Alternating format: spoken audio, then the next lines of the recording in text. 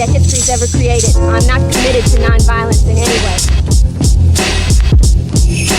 Man or woman who hates communism the most, that is to say, the man or woman who knows the least about communism, is the man or woman who wants to know the least about communism. That is to say, snakes are my enemies. They come to bite me, and I don't even want to know what they look like. We're going to see about stopping, regardless of what these people think we should do. Because school is not important, and work is not important. Nothing's more important than stopping fascism, because fascism will stop us all. Hey,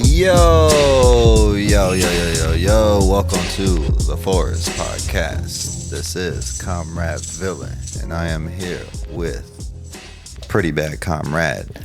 And it's me. I just want to say, peace, comrade. Peace, God. Peace, God. Peace to the gods and the earth, the old gods, the new gods, as they say in House of the Dragon. That's right. You been watching that? Yeah. Really? Yeah. Fucking loved it. I'm caught up. You caught up? You watched from the very beginning? Of House of the Dragon, yeah. So you just started watching and you started from season 1 of House of the Dragon? Yeah, I binged that shit in like a week and a half. Okay, yeah.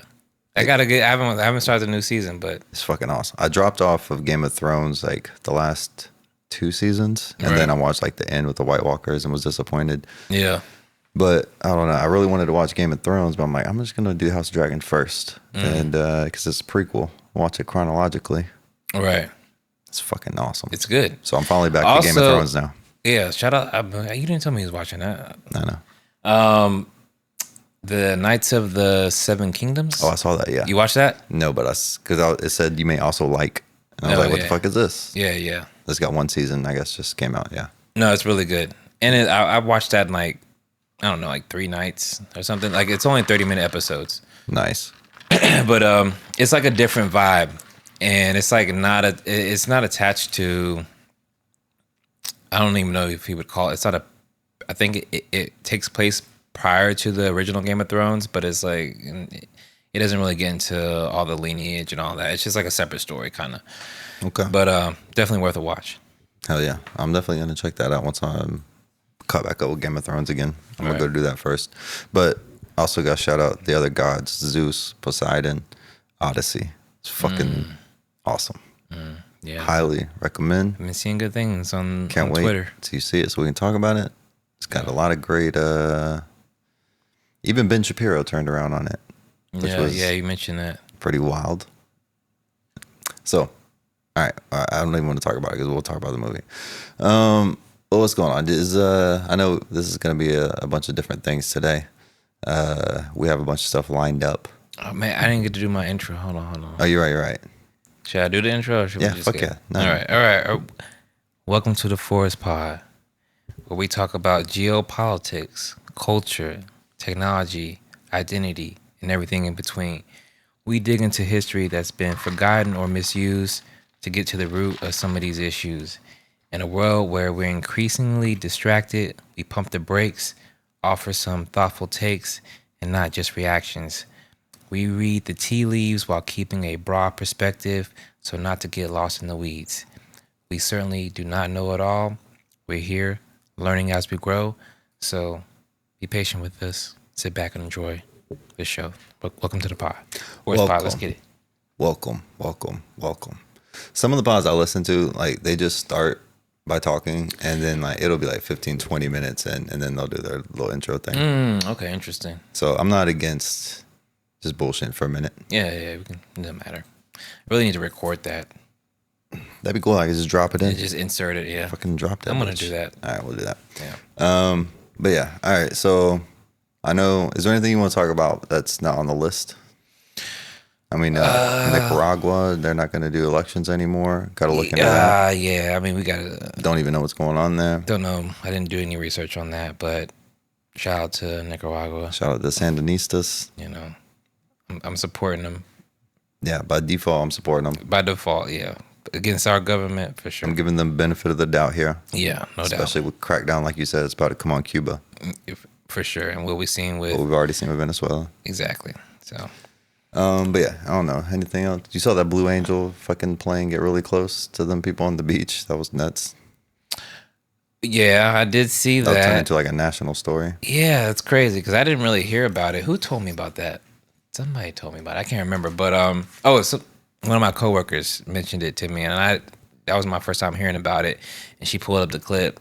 My first response was like, "That's awesome." So that was my first when I watched the unfiltered video, response. Yeah, I was like, yeah, this looks great.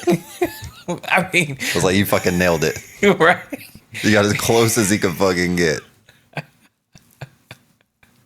I mean, this is what y'all are here for. Exactly. That was my response. Exactly. This is what you wanted the Blue Angels. I'm gonna give you some Blue Angels, man. Hell Up yeah. close and personal. I think it became a thing because a lot of people online were comparing it to whenever the helicopter flew by Kid Rock's house, and then they got in trouble, and then Pete Hegseth was like, "They're not in trouble at all. That was fucking Right. awesome. That was cool." Right. People are like, "Oh, see, he's gonna think this is cool. The pilot's not gonna get in trouble." But like you said, honestly, come on. This is what they do. I mean, I know they've done this before. This one was really close. It was mad close. I mean, I saw the tents blowing around, and like It was kids cool were. because it took a second. Like it goes by, and then Yeah. like it takes a second for the aftershock or whatever to catch up. Right. Yeah. So the sound wave and shit, I think it's a little delayed, probably. I don't know how that works. So I thought it was cool personally. Agreed. But you know, I get why Rock on, people America. were upset, I guess. But like, if I go to a Blue Angel show, if that happened, I would have been, this is awesome. Yeah. That's just my first response off of it. But I saw a lot of like lefty, like not a lot, but I saw what's that one website? More The Perfect Daily Union. Beast. Oh, no. More Perfect Union. Yeah, they did a post about it, and I bet they did. you know, I was like, man, whatever. We got bigger problems. Exactly. That's how I feel about it. But whatever. Exactly. But yeah, I can't really think of anything else right now. All right, fuck it. Let's just go ahead and jump into this. So I'm gonna start this off with a little clip that I found digging on Reddit, and this is from the 80s. I'm not sure exactly the time. Didn't really do the research, but this is a clip from a news interview at the time, or a local news station interviewing people about recent changes to DUI laws and seatbelt laws. Essentially saying, hey, you can't drink and drive anymore. You can't drive without a seatbelt. And this is how they responded to it. Bill, any attempt to restrict drinking and driving here is viewed by some as downright undemocratic. It's kind of getting commonest when a fella can't put in a hard day's work, put in 11, 12 hours a day, and then get in your truck and at least drink 1 or 2 beers. Facts. They're making it laws where you can't drink when you want to. You have to wear a seatbelt when you're driving, and pretty soon we're gonna become this country. So I thought that was hilarious because the post or whatever, it wasn't about fucking communism or wasn't about socialism. I was just like, hey, look at this clip from back in the day. Isn't it funny how people were complaining about this? Right. But both of them immediately went to, this is communism.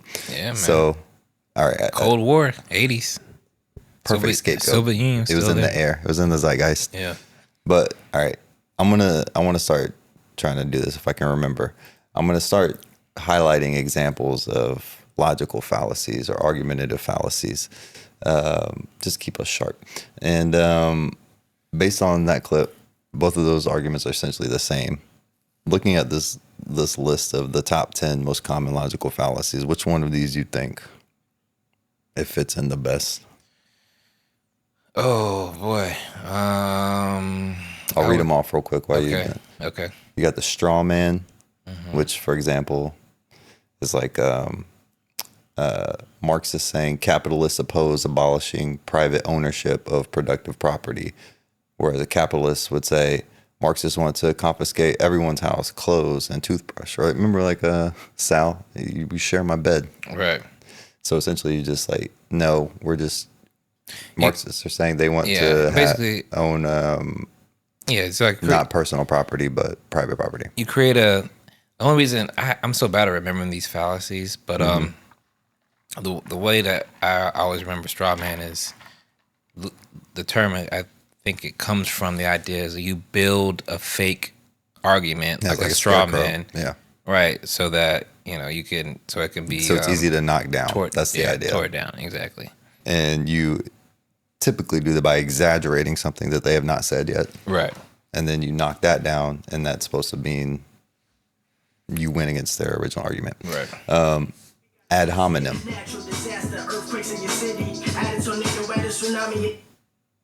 Oh shit! No, I think Google just did that. Hey Google, stop listening to us. Okay, stop being phone tap. Did you see how she's okay? That was fucking crazy. Don't be so snippy. The second one, ad hominem. I know that's like a personal attack. Yeah. The example I got here is Marx's critique of capitalism is worthless because he depends financially on angles. Almost like you have an iPhone, so you can't critique anything, and it's just like I'm gonna attack you and not address what you just said. Right. Cherry picking. I'm gonna just skip about it. We kind of all know what that is. You pick the data that you like, ignore the rest. Okay, I know what it is now. All right, go ahead. What you got? It's gotta be slippery slope. That's what I was going with. Slippery slope. Right. It's gotta be slippery That's slope. a classic. Yeah, right. It's most often, I think, used with gun rights people. Fucking any kind of gun regulation. Oh shit, they about to come take all our guns tomorrow. Right. That's the most common one. Yeah. Which, by the way, let's keep that one alive. I'm keeping my guns. Everybody keep going with that slippery slope fallacy. We're going to not call that one out. But yeah, I mean, I feel like there's other ones that you could try to fit it into, like the false dichotomy maybe is like it's either I can drink and drive or it's communism. Okay, yeah. I see that.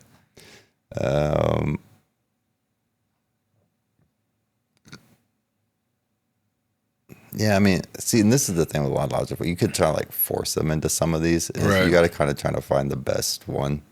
But yeah, I mean, strawman technically works. It's kind of the same thing. Oh, you fucking want to stop me from drinking and driving? You want XYZ communist authoritarian regulation when they never said that. We're just like, yo, can you just please stop killing people while you're drunk? Or at the very least, don't drink in the car. Right. This hasty generalization, I think. That's a good one too. Yeah. Would apply. No. Yeah, I think so. But all right, guys, look up your logical fallacies, and next time you hear somebody arguing for something, you might pick up on like what they're doing. I think when a lot of people hear politicians speak, specifically on the news, I hear a lot of like they're not answering the question. Right. Yeah, they're not.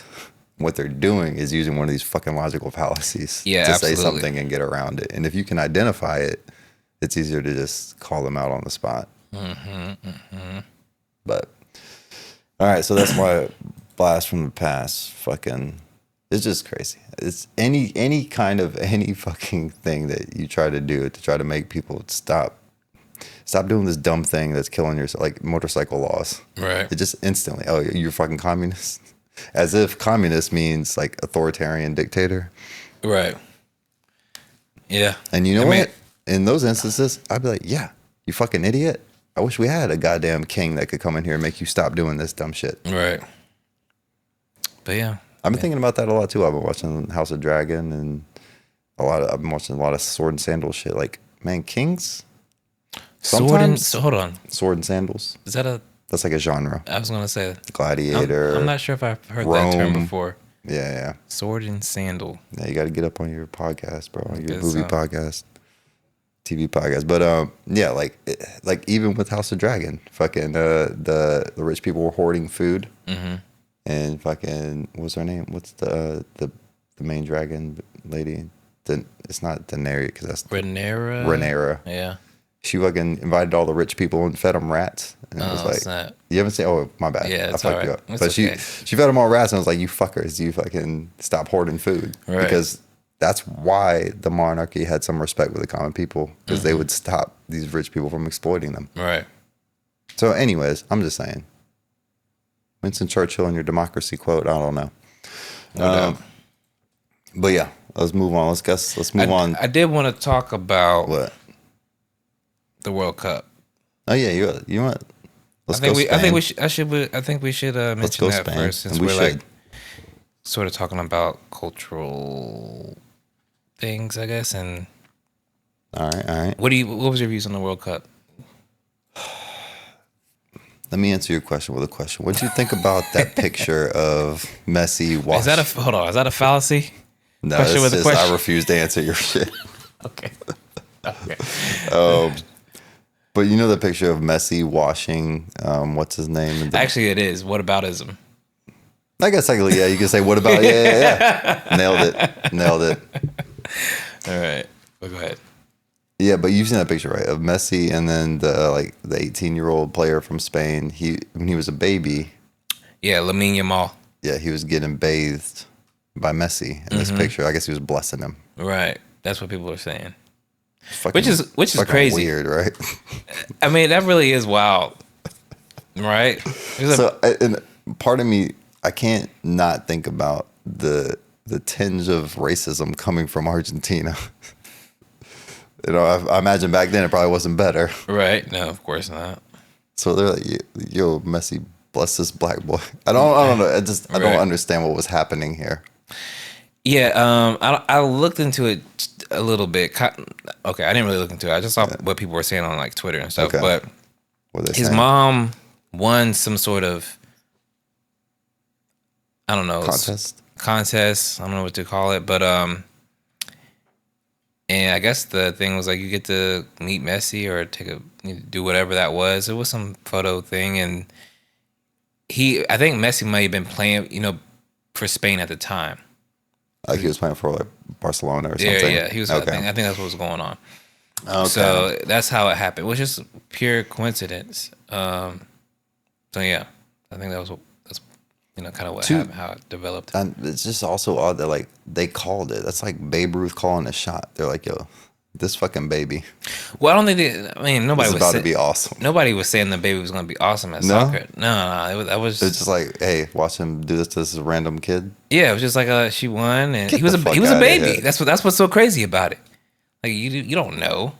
Look, I know how the academies work with soccer overseas, bro. They get these kids in early. That'd be crazy. But no, all right, let's talk about Argentina. Let's talk about I mean, I saw a lot of clips of fans being racist. What'd Yeah, you so say? there were first of all, World Cup, shout out to the World Cup. That's the only time I really watch soccer. And anybody who may happen to listen to this, I really suggest if you don't watch soccer, try Just to get watch in. the fucking World Just Cup. watch the World Cup. It's once every 4 years. It's like the Olympics, you know what I mean? And there's so many good stories, and you might learn a little bit about the history of these countries and their teams, and there's Mm-hmm. you learn about all these narratives around the players, and it's cool. Yes, and I just want to say I also don't watch unless it's World Cup, but I love watching soccer documentaries and TV shows, just because you see like how passionate like these teams in Europe, these cities and these towns, they fucking like live and die Right. by their soccer club, and it's like it's a different level of fandom or support or just like tribalism Right. that like it's so fucking enticing. And with the World Cup, you can just do it on a national scale. You're like, fuck it, I'm just rocking with my country. Or you know what? There's a lot of people in America that have heritage in other countries. I'm fucking Yeah. rocking with that country. Absolutely. And you fucking bond. And what was really cool, when I was in Denver, World Cup was going on, and I was for a conference at this hotel, and there was so many different fucking nationalities. And Right. guess what? Everyone was having a great time. I watched the England Argentina game in a British pub in Pensacola. It's called Sir Richard's. yeah. All English people except for one guy rocking a fucking Messi jersey. Fucking Lame. English people were having a great time until the end of that game. Right. And then that guy went crazy. And guess what? Nobody got in a fight or anything. Everyone was like having a great time. Right. I don't know. I didn't see a lot of negative shit. I saw more positive shit. Yeah, me too. Most of it was very positive.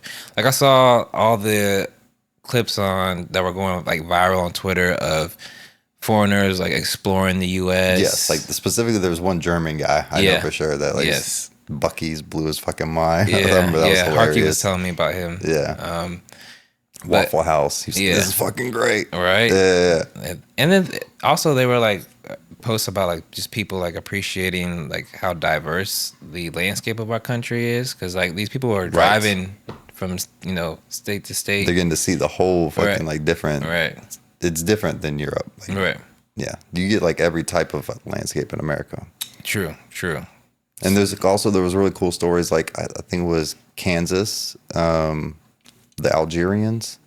It's like a bunch of Algerians that I can't remember the city in Kansas. They were like, this is our home base. Right. And the town just like adopted them. Like, Right. fuck yeah, we Right. love these Algerians. Yeah. Like, that's great. You will never see. It might have been Nigerians. No, I'm pretty it was Algerian. It might have been Algeria. I saw a clip of a African dude. I don't know where he's from. Well, I remember there was in Philadelphia, they adopted like some Haitians and some other and I know Boston, like the Scottish, they Right. fucking got Yeah. adopted. Like, Yeah, I saw it was that. just really fucking cool seeing Right. these places. Like, hell yeah, Right. let me fuck with your culture when like America, Yeah. especially recently, Yeah. hasn't given off that vibe. Probably should have loaded up some clips from that. Now that I think about it, but yeah, I saw a clip of a dude who was saying like it was an African dude. He was like, and I think it was Kansas City. Now that you say that, Okay. He was talking about everybody's so friendly here and so welcoming, and like he was just enjoying himself.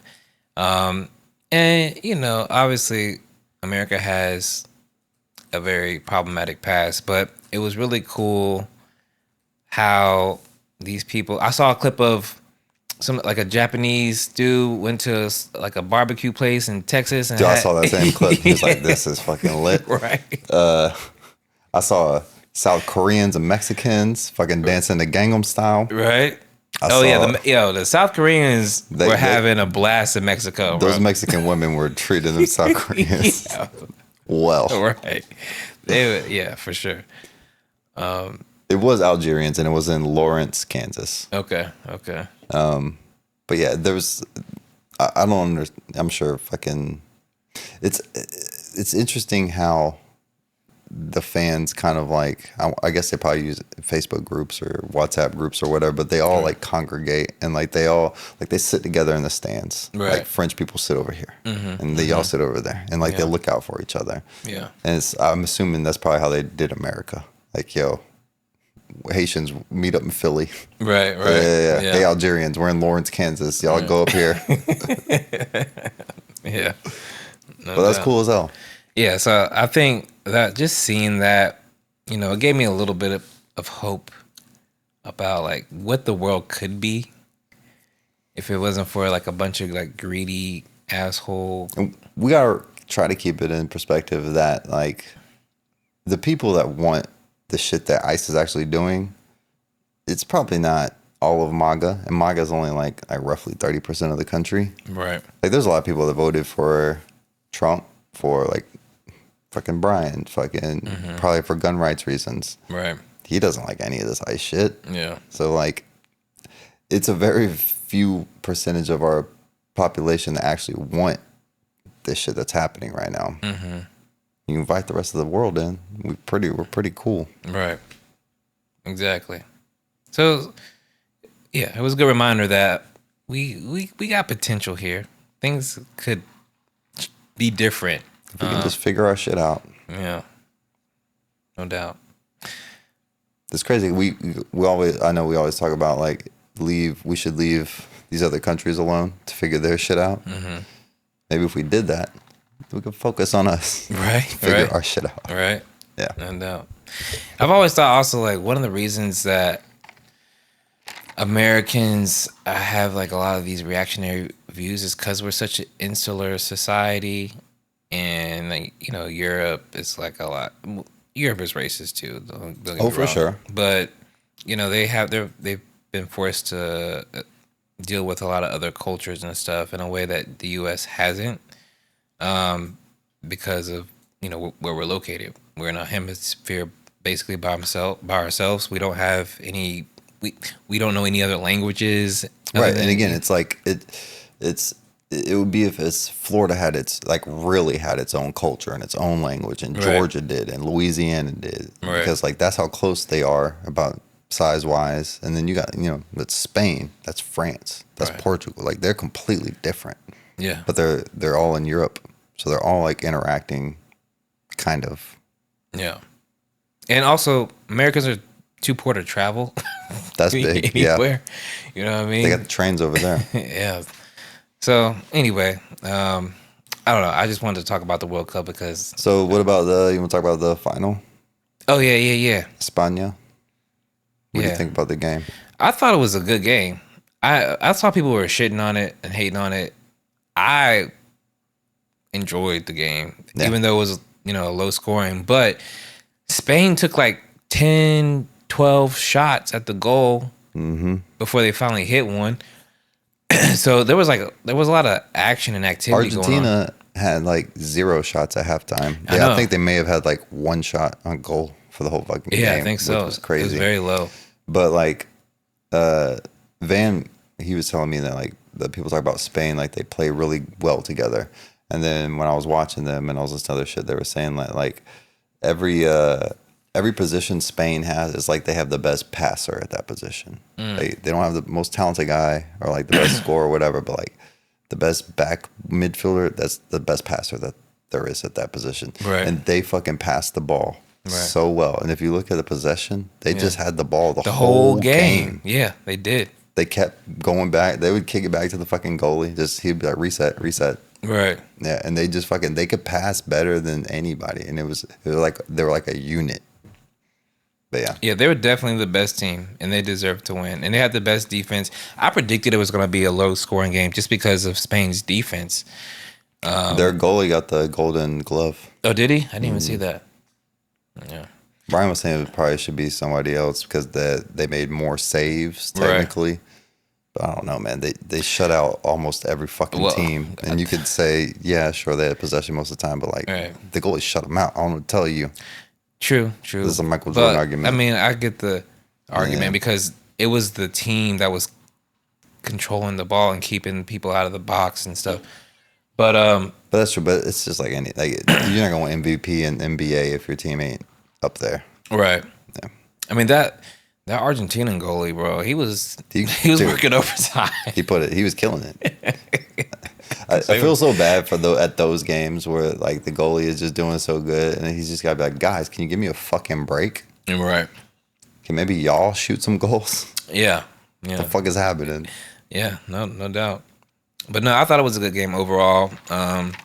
Also, I was happy to see Nico Williams, which he should have had a goal, but they called a foul on that bullshit where like somebody stepped on somebody's foot. Oh yeah, the footstep. Yeah, that should have been a goal, man. That was bullshit. I didn't like that call. I don't know. You didn't agree with the VAR? No, I did not. It was weak as fuck. What did you think about the VAR? Just generally? Yeah. There's been a lot of hate towards it. So the VAR, it's just like a review in the. It's their instant replay system. Yeah, it's a replay. Okay, so I don't know. I don't really have an opinion on it. What about the fact that so the way it works now, like before, whenever somebody thought it was offsides, they would just call offsides, plays dead. Now they like throw a flag, like I think he might be offsides, but like keep playing. Who fucking know? And then if you score, we'll go check the VAR, and you're like, oh fuck, it turns out you were offsides. So a lot of goals keep getting called back. And I think that's why a lot of people don't like it. Oh, okay, interesting. I don't think I. But from what I've seen, it seems I feel like they take too long looking at shit, but that's Right. like with any instant replay in any sport. But they fucking, I don't know. It seems to work pretty good. Yeah, I mean, it didn't bother me. I mean, From what I understand, from again listening to like Ringer podcasts, like Chris Ryan specifically, he was like, yeah, people always complained about referees and calls, so it's Right. not like this is a new thing. right? So, Absolutely. Yeah. Yeah, I'm not mad at it. I mean, it didn't really stand out to me, so I guess. What can't about the really hate on it. hydration breaks? I've heard a lot of criticism for that. Yeah, I heard people complaining. I didn't really care about that either. I mean, But you know what that is? That's pure capitalism. oh, so what So do you those mean? are essentially commercial breaks, and they typically don't happen because it fucks up the flow of the game. Because with football, like the momentum means so much. I guess from what I understand historically, that's only really happened in like when they had the World Cup in was it Qatar, like over there in the Middle East, and they're like, Right. yo, ridiculous temperatures, we gotta have a hydration break. Right. But And then, so I assumed it was America imposing this, trying to get some more money, but apparently it was FIFA. And, you know, I've heard FIFA's corrupt as fuck, so. Yeah, I have heard that, of course. But they essentially broke it down into 4 quarters. It's supposed to be 2 halves. Okay. And it got to the point where, like, teams were playing, like, oh, we know the hydration break is coming up. Yeah. So I've just heard a lot of criticism about that. Okay. I'm not a big fucking soccer guy, so I'm trying to. Yeah, me either. Yeah. So I didn't really care. Nah. I mean, I don't like commercial breaks, so I did care about that, but Right. whatever. It was a great World Cup. Loved it. Yeah, and before we move on, I do have to mention Cabo Verde. Shout out to yes. Cabo Verde. That was my team. I was rooting for them. It wasn't my team until I started watching. Right. Obviously they were sort of the Cinderella story of the World Cup because they performed a lot better than people anticipated. It was their first time qualifying for the World Cup. And it's because they expanded how many teams they let in. Right. What they expanded to? Do you remember? I can't. 48 or 64? I think it's 48, and then they're trying to expand it now to 64. Okay. But Cabo Verde, there was another one I can't remember. But like normally they wouldn't get in, and Right. they did great. Right. So like it was a good argument for that. Like let these guys take their shot. Absolutely. Cabo Verde did great. They tied Spain, Yeah. Uruguay, Yeah. and they almost beat Argentina. Which are 3 teams that have won the World Cup. And there's Right. not that many countries that have won the World Cup. Right. When you look at the list, it's only like 8 to 10. Right. And all 3 of them have been. Cabo Verde is like, ain't never been here before. So Right. that was awesome. And competitive with Yeah. all those teams. So shout out to them. You know, they have a rich history, a former colony of Portugal. Mm-hmm. They didn't get their independence till like mid 1970s. I want to say like 75 or so. So for them to be such a it was much later. I think we talked about this a little bit on a previous episode, but for them to be such a young country in such a small country and to perform the way that they did, their goalie was great. He killed it. He has got a lot of international recognition. Like he went from 50,000 Instagram followers to like 20 million. Him and fucking Holland, the Viking from Norway. Oh yeah, that guy. Yeah, I really like him too. Everybody loves that guy. Yeah, he's great. Did you see he bought the oldest, I guess, I don't know, it was Viking or Norwegian text that exists. And it was in America. He bought it, brought it back to Norway and gave it to like this public library for anybody to come read it for free. That is awesome. Yeah, he's the fucking man. Man, that's cool. Yeah. Shout out to him, man. Shout out to Holland. I was rooting for him, man. I was upset. I was mad whenever they were playing, was it England? It was England, yeah. And he didn't play in extra time because I guess he got hurt or something. I don't know what happened. They kind of took him out early. I'm not sure what happened. Yeah, I'm not sure either. But yeah, World Cup, man. World Cup, guys. Highly recommend. Definitely. You don't need, soccer's not that complicated. Just fucking watch the shit. It's not. And people be hating on it. I was telling one of my coworkers, like. So, all right, let me ask you. All right, keep saying that, then I'm going to ask you. Well, I'm going to say, I was telling one of my coworkers, like, it's not hard to get into. I was trying to equate it to basketball. Okay. Because it's a momentum game, right? Right. People just think because there's not a lot of goals, you can't get into it. But that's actually a great comparison. Yeah. Look at the fucking Knicks, bro.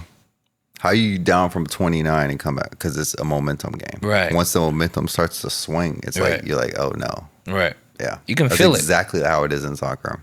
It really is. Yeah. And so once you like watch, I think people who hate on it just haven't really tried to watch. You just got to sit down and try to watch and appreciate the sport a little bit, man. I can get into any sport once I know what's going on. I agree. Know? They just hear all the jokes about the flopping. The flopping, yes. Everybody wants to talk about the flopping. And flopping does happen. Just like it happens in the NBA. But you also have to recognize that in soccer, it's much more important because there's fewer goals. And like field position and set pieces matter so much more. Right. That's why they flop so much harder. Because if they do get the call, like, fuck, that could literally changed the entire fucking game. Yeah, absolutely. SGA, you have no excuse. Yeah.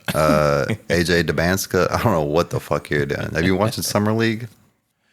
No, I haven't. Goddamn, AJ Dabanska, #1 draft pick, is flopping like SGA, bro. And it's just like, Oh no, I hate it. I hate to see it. Yeah, I don't want to see that.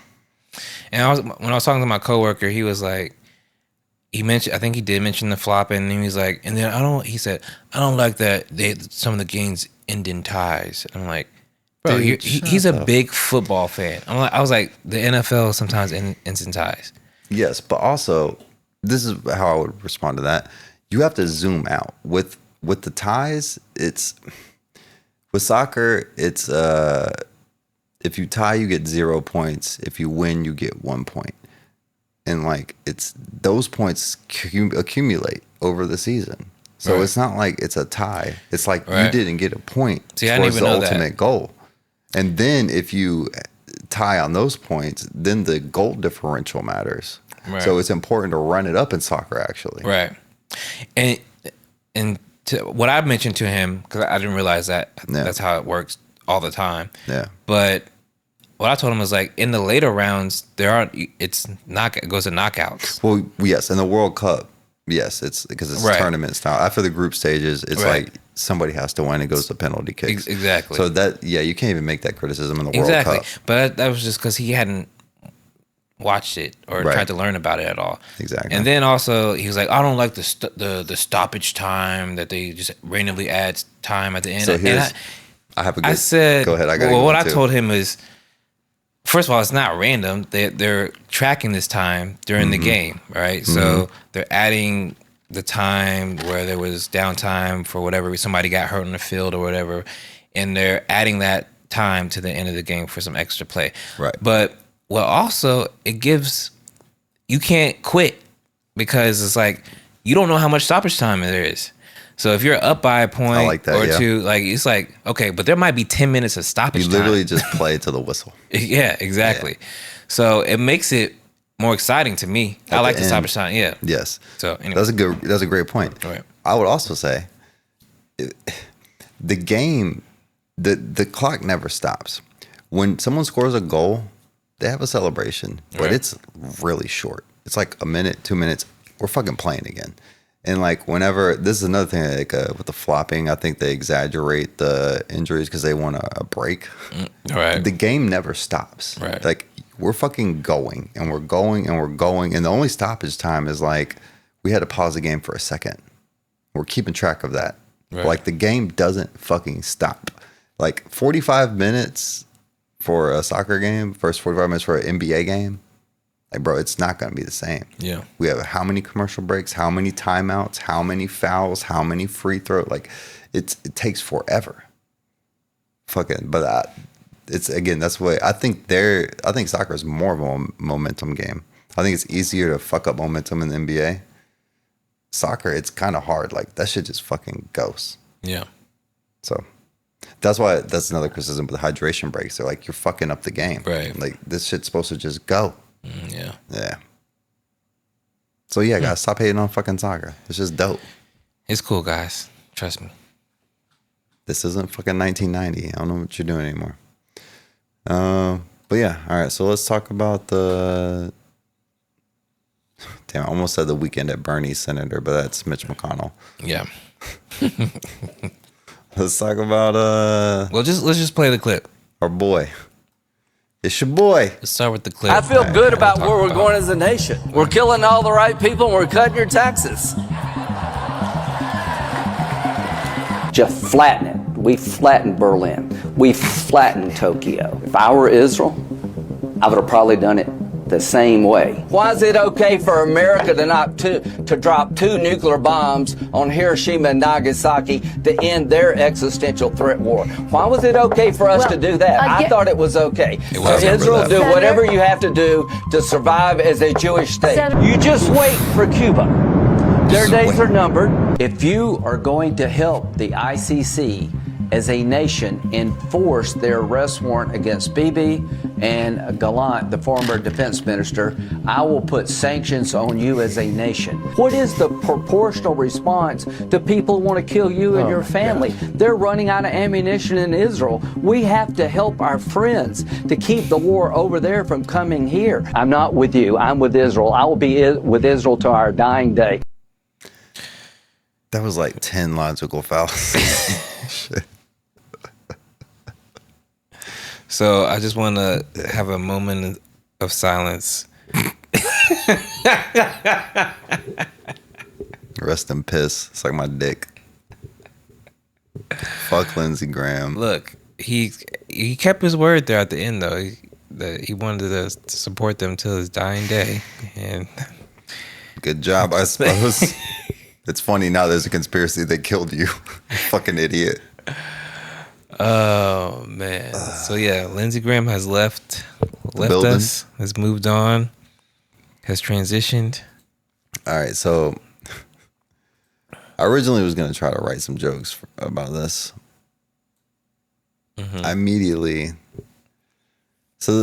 Immediately, my brain's like, you got to write some gay jokes. And then I'm like, nah, that's kind of fucked up. Maybe I could like make Brent think that that's what I'm doing, but then end up saying, I was just talking about like, his name is Lindsay. It's like a girl's name. Not that he's gay. Right. I didn't flesh that out. That was one idea I had. Okay. I had another idea about doing an obituary and just like, for example, part of the obituary would be like, he served as an Air Force lawyer, which is, I don't even know, it's called JAG. There's a TV show called JAG. It's about Air Force lawyers. Okay. And he was an officer. So his email signature said JAG off. Okay. Fucking nailed it. That was a good one. I like that one. Yeah, I really didn't. I don't know. Every other one, it just, my brain immediately went to let's make a joke about him being gay, and I just didn't feel it. Yeah. Yeah. There's like so many other reasons to hate him other than he was a closeted gay guy. Like, I really don't care. Like, that's a joke about him, but he was gay, though. But, like, Right. okay. But he was a piece of shit, though. I only care that he was gay insofar as it was being used as leverage to get him to adopt shitty views, which we don't know. Yeah, I mean, it probably was, but we don't know. Yeah. It could be just typical Republican hypocrisy. Right. Dick Cheney was opposed to gay marriage until his daughter was gay and wanted to get gay married. Yeah. That type of shit. And then just being a closeted gay, it's got to build up a lot of hate in your heart. Especially if you're Republican, I'd imagine. Kind of got to be your fucking livelihood to not like you. All right. Yeah. Yeah, but I mean, it's possible he was just like a super effeminate. What? Remember when we had like metrosexuals? Remember that? That was a thing. That's still a thing. Is it? I mean, I think so. All right. I don't think it went anywhere. Did people stop saying metrosexual? I've never heard it in a long time. That's true. I haven't heard it in a while. But what's this Piers Morgan clip? Oh, so, obviously, when somebody dies, the media, the mainstream media in particular, always wants to give these people like a proper send-off. They want to eulogize Henry him. Kissinger, a great person. Yes, exactly. They want to talk about all the great things he did, and he was a nice guy, and when I met him, he was very affable and charismatic, and He blah, asked blah, me blah. about my children, and you know what? That was nice. Right. And I say, fuck that. Hell yeah, fuck that. Whenever somebody dies, we gotta remember that they were a piece of shit. That's I what agree, 1000%. I remember being on Facebook whenever Colin Powell died, and I made a post that he was a war criminal. Yeah, fuck him. He caved. And people were He caved to war crimes. In fact, Jay City posted like on my thing. Jay City did. Yeah, he said something like, I can't remember what he said, but it was basically Don't like, disrespect Colin. no, it was just like, it's not the right time to say something like that. I can't remember what he said, but something along those lines, Gotcha. Mm-hmm. But fuck these people, man. That's how I feel. Straight up. All right, let's hear this.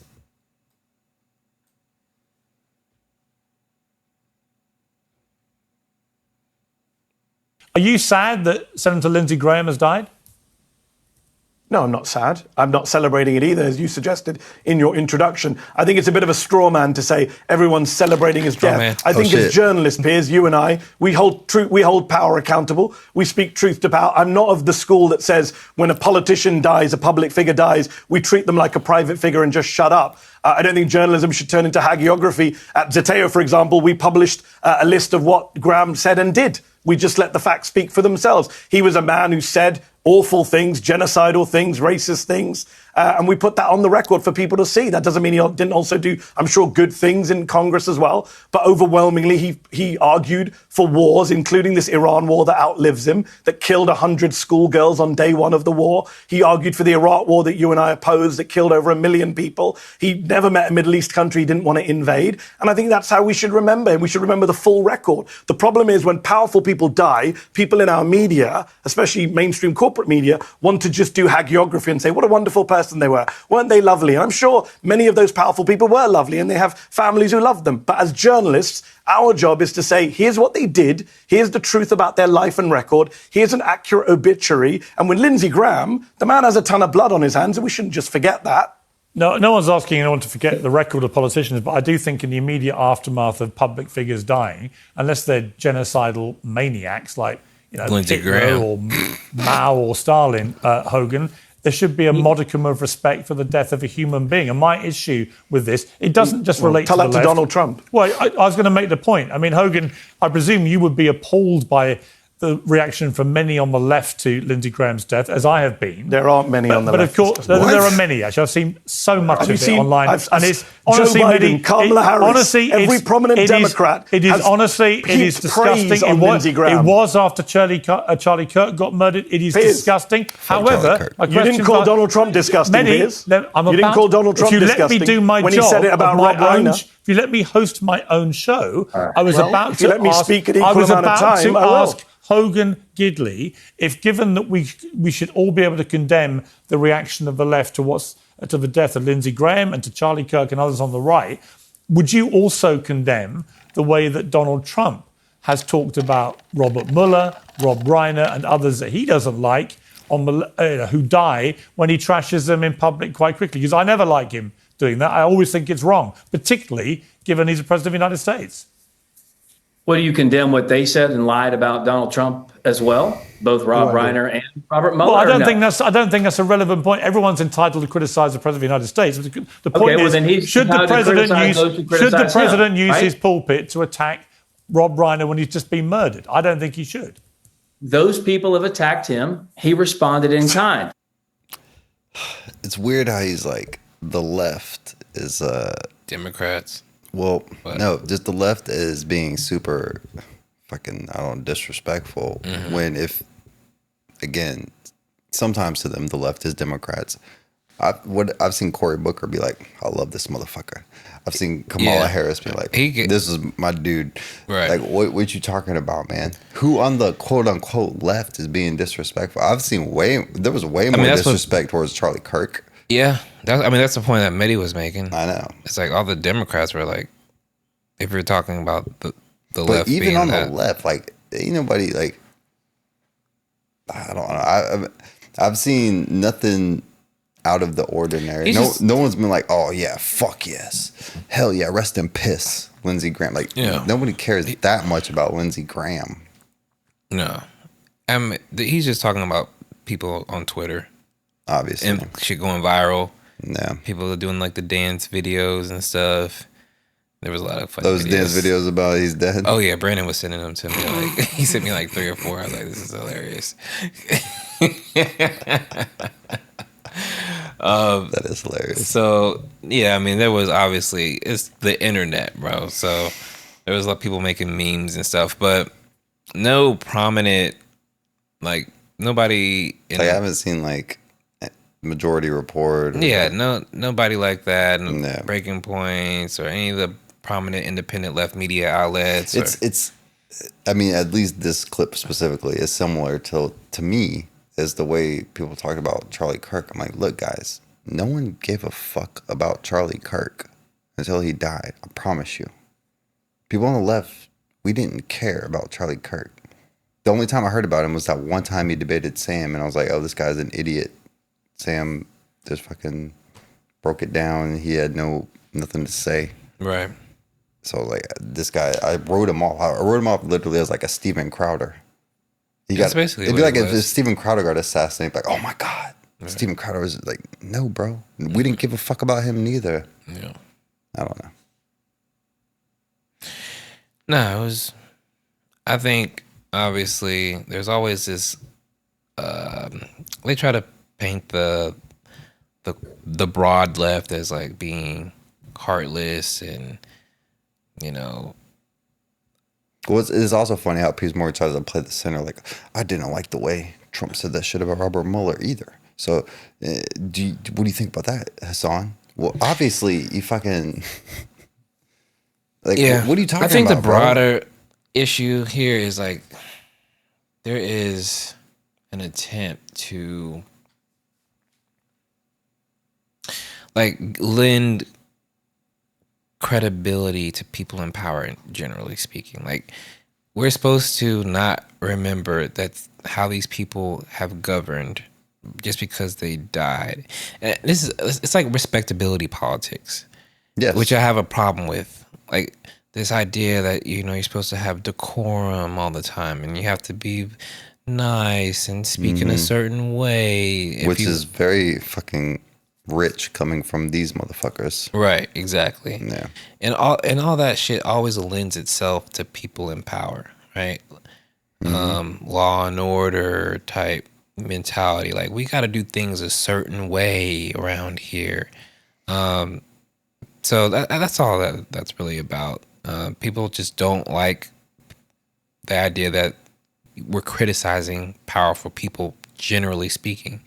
And whenever they're concerned about if this becomes, you know, normalized, that what that means, like similar to like how they freaked out about, you know, Luigi Mangione. You know, are they going to start shooting, you know, CEOs now? We don't want to train. Right? We don't. And it's to say, I feel like it's a similar sentiment. Like, we're making fun of people in power who've died now. Like, yeah. You know, it's just, again, it's very rich. Right. Come from the free speech people. Come from the I should be able to say whatever the fuck I want people. Right. Again, it's also like straw man. I don't care that much about Lindsey Graham. Right. Yeah, he was a war hawk. Yeah, he was in the political zeitgeist because it was, I guess, funny. He was in the closet. He was friends with John McCain. I feel like that was kind of weird. That kind of made his stature rise up. But like, there was nothing special about this motherfucker. No. Like, I tried to look when I was making jokes. It's like, nah, he's a typical fucking Republican war hawk. Toes the line. Fucking hated Donald Trump and now rides Donald Trump's dick. Pause, no fucking gay shit involved. But like, it's just like this guy. He's just such an average, regular ass Republican to me. Yeah, absolutely. Mitch McConnell, I think, is worse because he held more power. Yeah, he was a majority leader for years. The turtle, which, by the way, I gotta ask, you think he's dead or what? What's going on? I mean, he's not doing well. If he's alive, it's so you like, know the conspiracy or whatever, right? They're keeping him alive, or like, even if they're not keeping him alive, or they're pretending he's still alive. Exactly, like, so they don't have a special to, election or something. Yes, yeah. Because Kentucky, I don't know, they passed some shit to where the governor can be like, "Yo, we need a special election now," and they're afraid of Massey. Is he from Kentucky, right? Yeah. Yeah. Because he just lost his seat due to AIPAC. And if he runs as an independent, they're scared. Oh, well, fuck, maybe he could take the seat. Interesting. That's why Mitch McConnell's wife, who's Chinese. You can't hide somebody's dead, though, right? Which is hilarious. Fled, quote unquote, fled to China. Yeah. She was the one that had like according to conspiracy theory, that she is one had the rights to pull the plug, quote unquote, and if she's not here, nobody else does. And then they came back and they took that weird picture. Yeah. That really looked like some AI shit. I don't even know what to tell you. Like, I don't know. And the governor, he's like the governor, holding a newspaper with today's date on like it. a fucking ransom shit.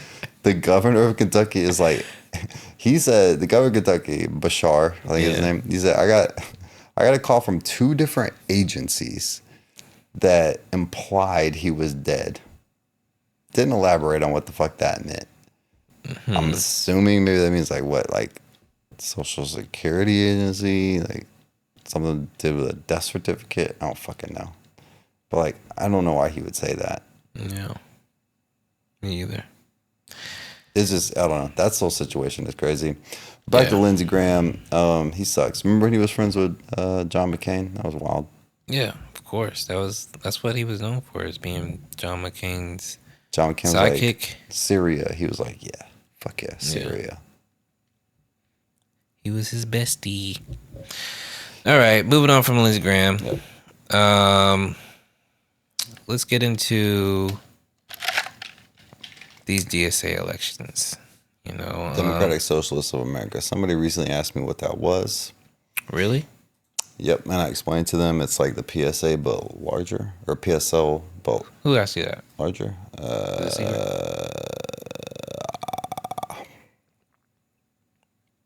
was either Van or Brian, one of them two. Oh, okay. Dang. But yeah, sometimes I forget like how normies just don't know any of this stuff. You know. Exactly. Yeah. And yeah, so the DSA, Democratic Socialists of America, that's the party Mamdani is a part of. That's the party that had 3 or 4 like primary victories recently. Right. Forced the Democrats to make a pledge to say they're against communism, socialism, which is crazy. But they can go fuck themselves. But which one of these clips is about the DSA? BJG, Big Dog. Wait, BJG, Dig Pod. No, that's gonna be the last one we play on that section. So first, I want to play. There should be a Carville quote, but just to kind of set it up a little bit more. Yeah. There was a few DSA members who ran for the House in New York, and there was also a woman in Denver. Her name was Milak Kiros, and then the one in there was 2 prominent ones in New York. One was Darlisa Avia Chevalier. Yes, and Claire Sanchez. I might be messing up her name. I forget. Okay. But so anyway, they got endorsements from Zoran Mamdani, of course. Brad Lander also ran and got an endorsement, but he's not DSA, I don't believe. Okay. But they ended up winning their seats. I think one of them ousted someone who had been in leadership and had been in that seat for quite a long time. So anyway, this first explains the reaction. Yeah. So the Democrats obviously are not liking this. They don't like this idea that these quote unquote Democratic Socialists are coming into the House. And James Carville has something to say about it. But I think the clip that I sent you is Ta-Nehisi Chevalier and Carville. Yeah, he was responding to Carville's what Carville had to say about these DSA members winning these House seats, and I thought he gave a pretty solid response to Carville's. All right, let's check it out. Israel and American foreign policy towards Israel. Let me play for you what Democratic strategist James Carville had to say and get your thoughts to it about the candidates here in New York City. Take a listen. I don't think that the congressional Democrats should seat her as a member of the Democratic Party. You can't kick her out of Congress. She was voted, but she doesn't have to be in a Democratic caucus. I don't have anything in common with Ms. Chevalier, and I really don't want to be in the same party she's in. Your reaction to that, Ta-Nehisi? Wow.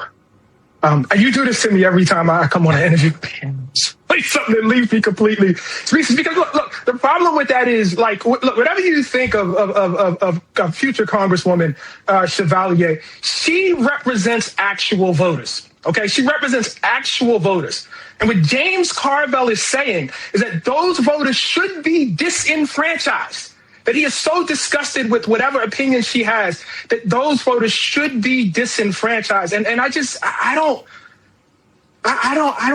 get it, man. I don't like, you know, that is a district filled with black and brown people. They made their choice and he just doesn't respect it. You know what I mean? Which to me says, you know, not so much, you know, it's not so much a statement on Palestinians.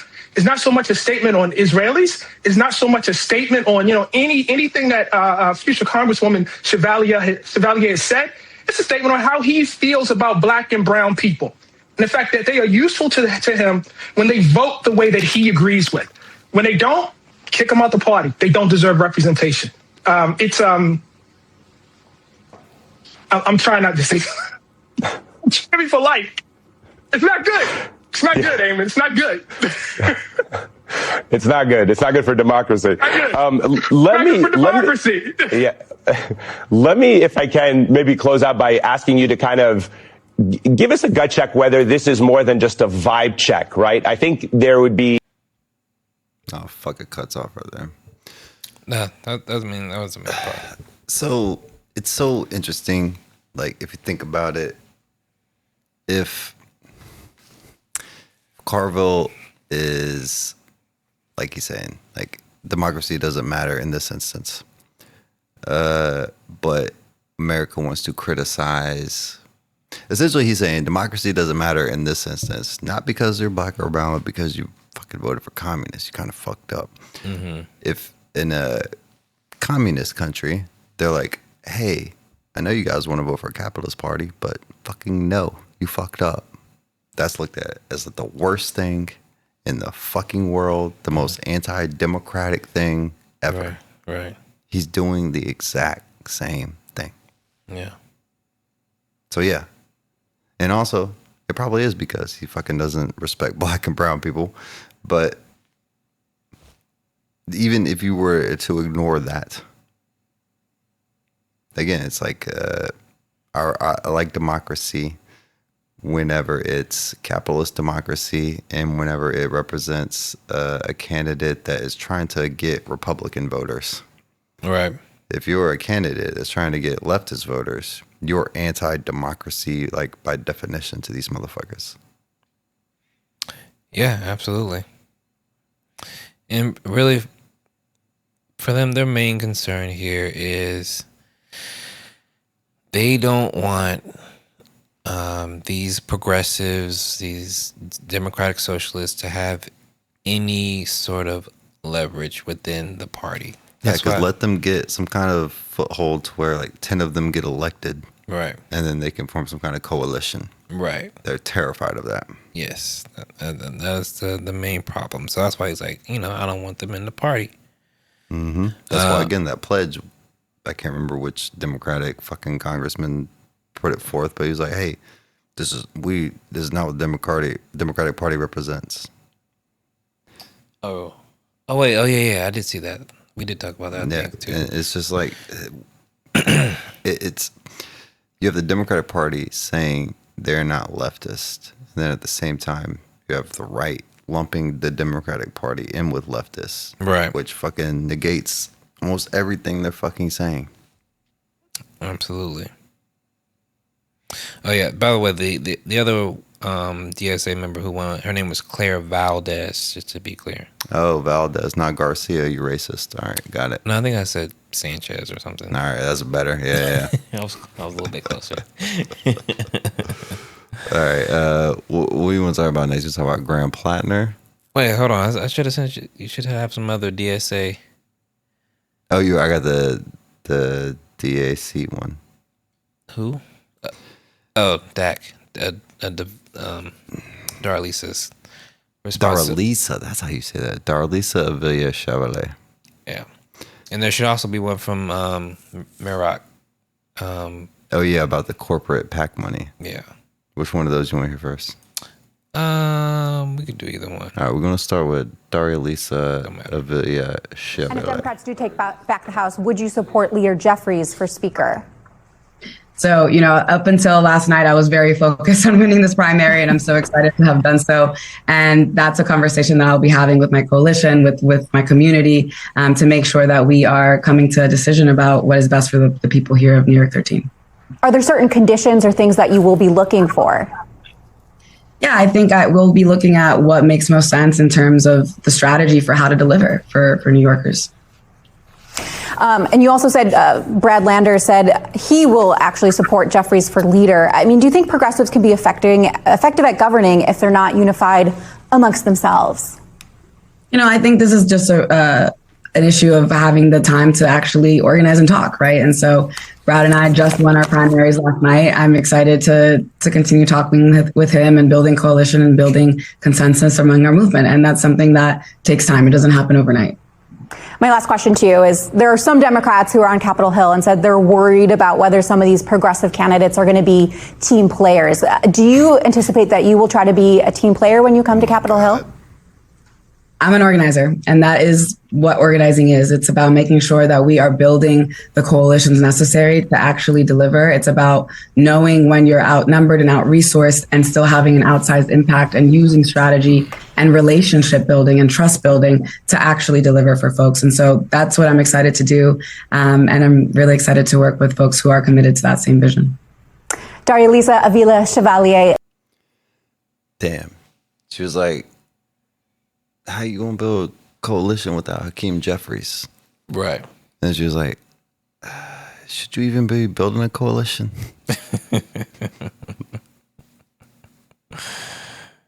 Yeah, so basically she would not commit to supporting, which is good, Hakeem. And yes, that is definitely good. She answered well. Yeah, she did great. All right, so let's hear how Malak Kados. Hear how she answers about corporate PAC money.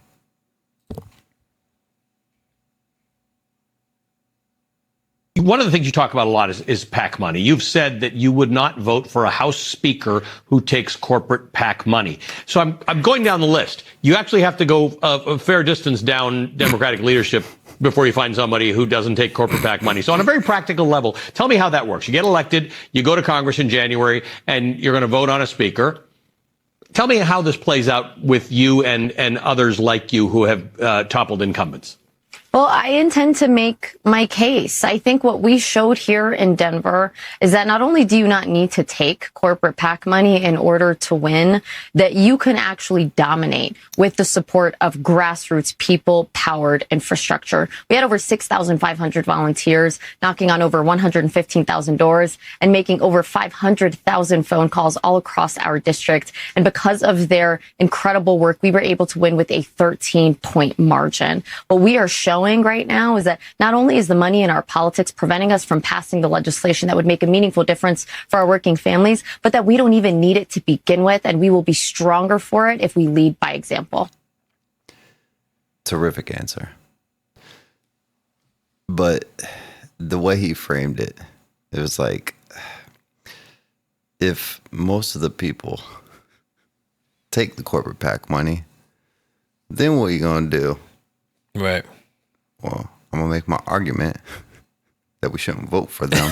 I'm going to vote for somebody that doesn't take the fucking corporate. I don't understand. What the fuck are you talking about, bro? Yeah. It's just so frustrating. We're gonna keep going down that list. Just practically, how does that work? Because like most of you fucking guys take the corporate PAC money. So like, what are you going to do about that?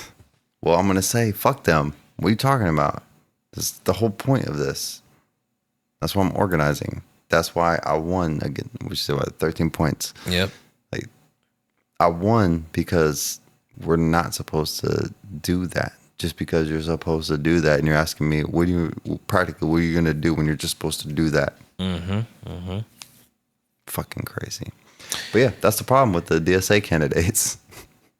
Yeah, so this is why the Democratic Party does not like them in the party. So it's going to be really interesting to see how this plays out, because it's not clear that these people are going to support Hakeem Jeffries. You know, we got elections coming up. If the Democrats do manage to win the House I feel back, like it's they're going to be. not. And like, what advantage would they have of supporting him? Like, the people elected them to not support him. Well, yes, but you know, we've seen the squad had That's true. a block. So this is the concern here. I mean, that's kind of what he was saying. What? The interviewer guy, like, hey, AOC, like, Right. she kind of like got in line. And AOC, are you going to get in line? Yeah. AOC already said she's going to vote for Hakeem Jeffries. I bet she fucking did. And support him. I think Zoran even said that he's not in the House, so he didn't get a vote, but like, he endorse him? I don't know if he's going to officially endorse him, but like, he's not saying anything against him, I guess, at the very least. But look, if that was part of the deal with the governor, don't say anything as Hakeem Jeffries, but we'll give you this money to balance the budget. Yeah, I'll take that deal. It could be something like that, as long as you don't endorse him. But this is the problem. Is that, you know, these new DSA electeds are basically saying that they may use their leverage to try to get some concessions out of Hakeem Jeffries, or to get somebody else in the seat who is more in line with their views. And I think, yes, they should do that. What I'm concerned about is that they probably won't end up doing that. Right. We'll see if they can stick to their guns. But history has shown that, you know, they're going to put a lot of pressure on them to fold. And we'll see how it pans out with these elections, because the margins may not even matter enough where, you know, their votes are going to make a difference or not, depending on how much the Democrats win by. So, you know, all this remains to be seen. But I do like what I'm hearing much more from Milat and from Darlisa and from Claire, because she said something similar, but I didn't pull the clip. I agree, and like the fact that that's where they're starting from, because again, we have to recognize the whole system that Mamdani and these people are working within is you're trying to get some kind of compromises to make your shit work. But within that, they're going to be like, hey, but, you know, you got to vote for Hakeem Jeffries. Right. And that type of shit. So, again, this is how AOC gets compromised. But, again, I don't really fucking believe in reform anyway, so I don't really care. But if you did care, right, I feel like you would care about these motherfuckers taking a stand. Because I just don't, it really seems the Democrats shoot themselves in the foot on purpose when it comes to negotiation. Mm-hmm. Because if you wanted something that was softer than the DSA position, you would take the DSA position and negotiate from that position and then settle for what you fucking wanted. Mm-hmm. The fact that you don't do that makes me think you don't even want that. Right. And the fact that you're so reactive to the DSA shit, like these it's like fucking 4 or 5 people. It's not, they're freaking out. It's wild. Yeah. So Democrats suck. Do we want to take a quick break? How long have we been going? We've been going for over an hour at this point. Already, man. All right, let's take a real quick break, and then we'll run through the rest of these clips.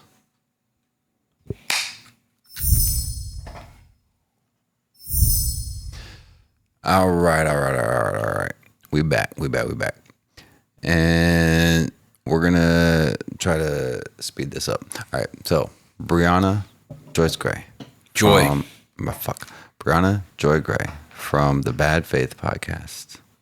She's interviewing Dan Denver. From the Dig Pod. Dig. You never listened to the Dig Pod? No, I remember the Dig website, but I don't know about the Dig Pod. The Dig website? I don't remember the that. Dig, I think it was called dig.com. It was like the pre-Reddit. It was like Reddit before Reddit. Oh, I think I do. Okay, remember that. You probably listen to the Dig podcast. I forgot, but the Dig podcast it's connected to Jacobin. That was Jacobin. That's not how you say it. You probably say Saucony, don't you? Saucony. I say Saucony. Yeah, you got it wrong. Yeah, you got it wrong. Just to be clear. But I'm all about my pronunciations, guys. All right, it's Is important. it GIF or GIF? It's GIF. All right. Is it giraffe or Hey, giraffe? all right, my man. We finally agree. Oh, we agreed on that one? Yeah, you're right about that one. I'm right about them all. The first two, no. But All right, whatever. Yeah. But so I lost my train of thought. Force to vote. Is that what we're talking about? Yeah. What is that? So force to vote happened a couple of years ago. I think it was longer than that. I forget the year. But essentially, it's whenever Nancy Pelosi was up for re-election or to be appointed to the Speaker of the House or whatever. Mm-hmm. And there was some people making arguments, people like Breonna Joy Gray, Jimmy Dore, and others. And I'm not the biggest fan of Jimmy Dore, but I think he was right on this. Broken clock. He is right sometimes. Yeah, he's right. He's actually right a lot of times, but not all the times. Mm-hmm. But he was arguing that they should force a vote and withhold their votes in an effort to get a floor vote for Medicare for all. So like that. It's a good argument. Essentially they wanted to force the Democratic Party to have on record to vote against it. No, they just they wanted to know who supported Medicare for all. Right, but putting on record, you'd have to vote against it. Right. Yeah. Okay. Yeah. So that was the idea. So that's the genuine strategy. Now, what ended up happening was there was a lot of arguing on, people like Cenk Uygur from TYT, I think, did not want to do it. Sam had problems with it from Majority Report and others. Now, their argument was more along the lines of, that it wouldn't be an effective use of, using your leverage in that way wouldn't be effective. Essentially, tactically, it's not a good move. I think that was essentially their argument, and I think Sam was making an argument that it would be better to, perhaps ask for committee seats or what have you, so that AOC maybe gets on the Ways and Means Committee or something like that, which is a powerful committee within the Congress. Using that leverage to try to get sort of structural power. I guess if you will. Which not a terrible argument. That's not a bad argument. And to be fair, Breonna Joy Gray said, "Sure, that's a great point. They could use it as that." Their main point, as I understand it, Breonna Joy Gray and even Jimmy Dore, was just use your leverage, right? Withhold your vote for something. And what it ended up... That's kind of my point with negotiate farther than what you want. Yeah. Hold the leverage for what Jimmy Dore and them are saying, and then settle for what Sam wants. Right. Well, yeah, exactly. But I mean, it didn't have to be Medicare for all. The main part to focus on was the strategy of voting in a block, right? And using that block as a leverage to say, hey, if you want our votes, we need we need something, some sort of concessions. Now, they disagreed with Medicare for all, but they weren't, Jimmy Dore and Breonna Joy Gray weren't really stuck on it having to be Medicare for all. They were saying just do this for something. Yeah. Right. But everybody got fixated on Medicare for all. Okay. And there was there's a lot of animus between Cedar and Jimmy Dore for there was some interpersonal disputes that I think got fed into this, some egos and stuff, which is unfortunate. So I think a lot of people like Sam Cedar, unfortunately, and Cenk and others didn't like the tactic, and I might be misrepresenting Cenk because I can't remember what he was saying exactly. But some of these people didn't like Jimmy Dore. The fact that Jimmy Dore somehow got attached to this strategy for some reason, which is not unique to Jimmy Dore, you know what I mean? But he became the loudest voice on the internet for it, and they wanted to push back against it because it was Jimmy Dore. I feel like. No, I agree. And that was unfortunate because now what we see from what we just heard from these clips is that these new DSA elected members are doing just that, right? They're saying we're not willing to just vote for Hakeem Jeffries without some, we got to have some discussions. Why was the squad even a thing? Yeah, exactly. I mean, that's the whole point. Yeah. That's the whole point. So anyway, this, what we're about to listen to, these clips revolves around that history. All right, let's here we go. Brianna Joy Gray and the Dig Pod. Dan Denver. When you're running a third party, what you're doing is fighting to establish and maintain a ballot line. In terms of a party, we do need a Labor Party. We do need a Socialist Party. And I would argue that NYC DSA is by far the most advanced along in that process. They're using the Democratic Party ballot line, but they exercise more organizational power, more discipline over their organizational practices and elected officials at the city and state and now federal level than any political party in this country. So, but that's confusing then. So two things are happening that I hear you saying right there. One, I hear you saying, well, we can't operate party systems as they operate in other countries. That's fine. I don't know. It may or may not be, it likely is more advantageous to do it the ways that other countries do, but that's not the standard for the Democrats with which all of these candidates are running to be. And by your own description just now, the DSA you're saying is sort of creating a facsimile of that by using the ballot line. I think that they're not. I think NYCDSA is acting more like a political party than any other organization in this country, including the Democratic Party. So you have the the NYC DSA behaving in that way. The question is, why is it so unthinkable that similar organizing can be done completely outside of the Democratic Party, and or while someone like the NYC DSA put their efforts behind people like Andre Easton, who I believe is in the DSA as well, individually. Or no, he's PSL, I think, actually. But people who are ideologically aligned but outside of the Democratic Party. Yeah. I mean, I PSL think the question should be why aren't any of these other socialist organizations able to win very much? Well, what do you think the answer to that is? Because NYCDSA has been incredibly effective and they have a strategy that wins. I think the results sort of speak for themselves. So I think it's kind of... Well, but Dan, let's not be ahistorical about this.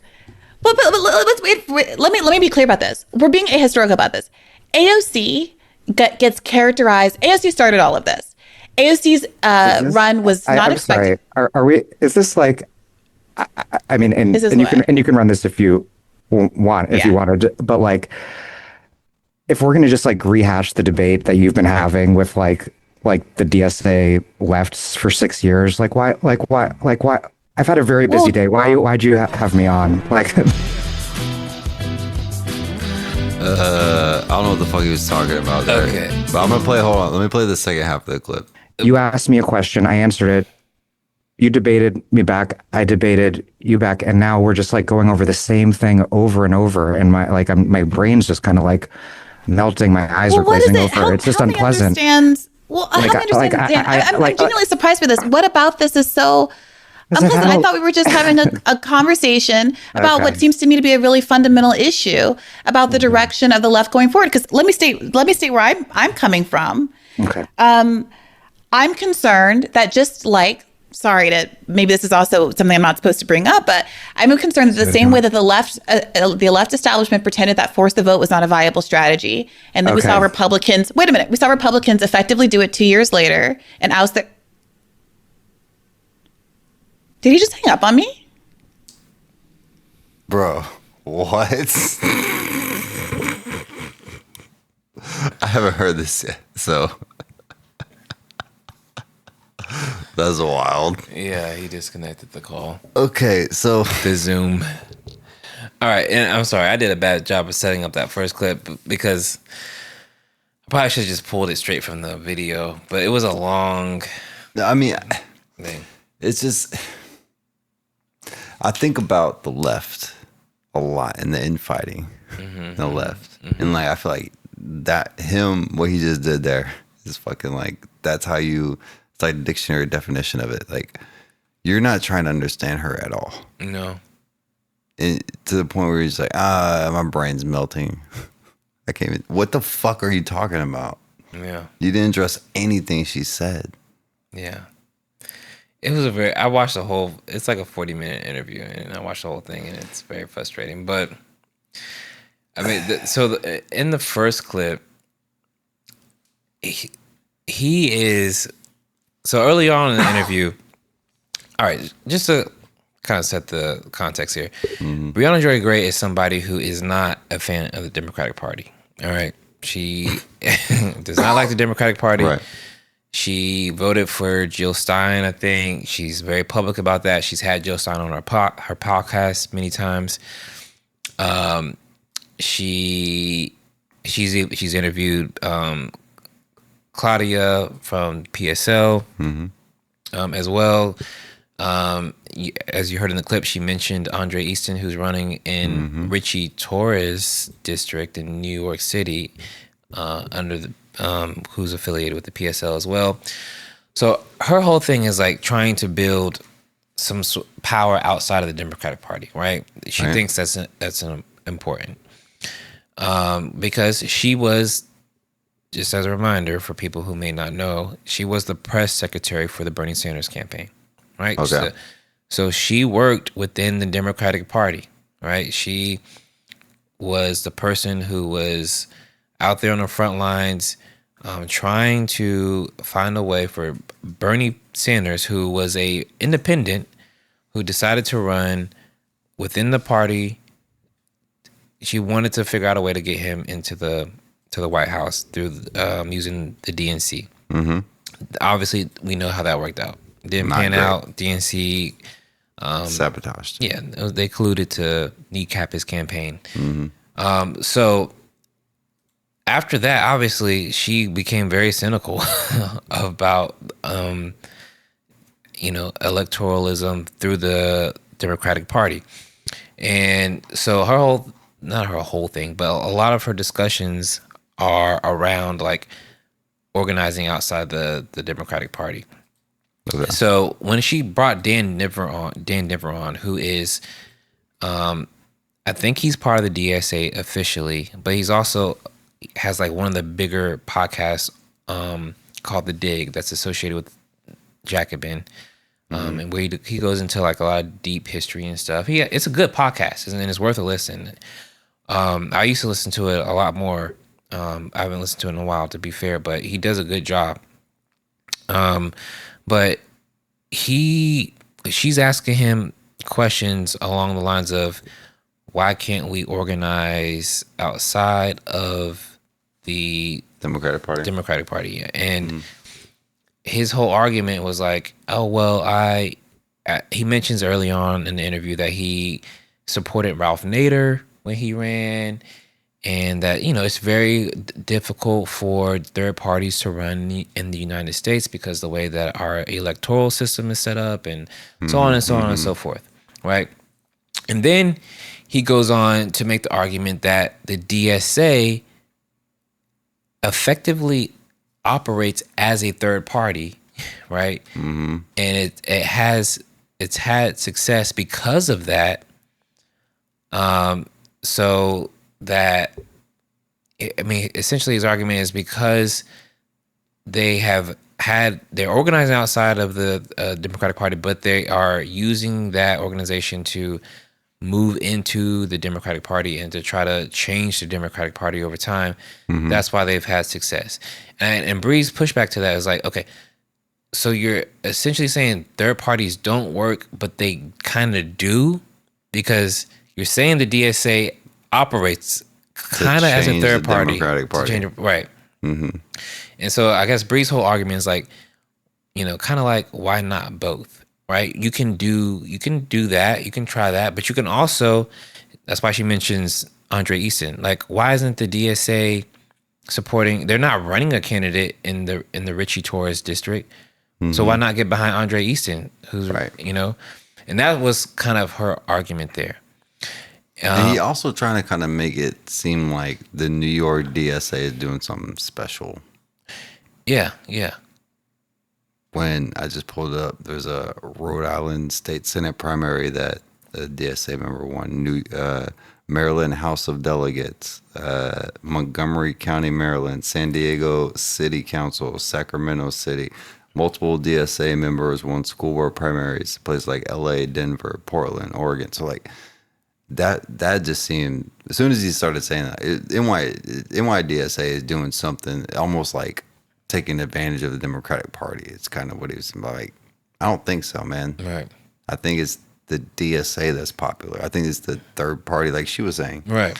That's fucking influencing the Democratic Party. What's the problem there? Right.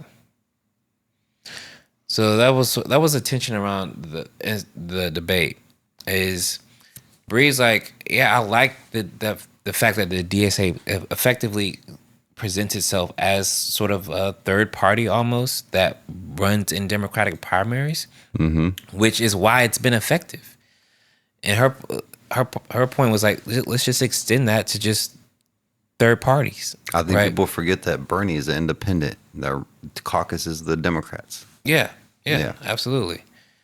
So anyway, and that discussion led to the force the vote strategy, which he ended up disconnecting on at the end, because she was about to. Her whole argument is the problem is what ends does it matter that we get people from the DSA into the Democratic Party if they're going to just capitulate, right? If they're not going to use their leverage to draw these distinctions between their ideological beliefs and the establishment mainstream corporate Democrats. And that was the argument she was going into. And obviously he noticed that and didn't want to go down that route because look, his brain had melted at that point. He'd been on the phone all day apparently. Right.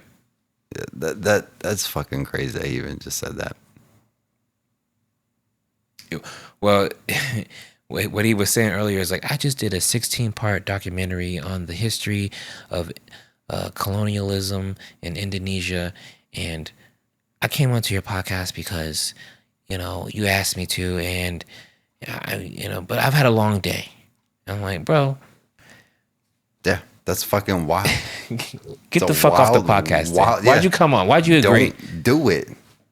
Oh, I was so annoyed when I heard he started like just crying, bro. Just like sounding like a whiny bitch, bro. Like, or even if like, it's weird that you can't do it. I mean, I understand the arguments, don't do it, but I was like, what do you mean? You can't answer simple fucking questions? Yeah. I don't give a fuck how tired you are. What are you talking about? Nobody man? made you come on the podcast. And this shit ain't, she's not trying to trick, like, this isn't overly complicated. It was so crazy, bro. I was upset for, Bree handled it so well. Because, I would have been like, well, fuck you then, you know? Exactly. But, and she gives people the questions. Like, it's not like he comes on blindly. Right. She's like, all right, I want you on. This is what I want to talk about. We're going to talk about. Prepare. And to respond like that, you know what I mean? That really rubbed me the wrong way.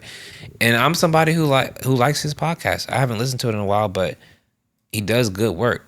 So that was very unfortunate. But this is the broader problem that I have with the DSA and my concerns. And to be fair, the DSA is a large organization that has a lot of members. I think it's over 100,000 members.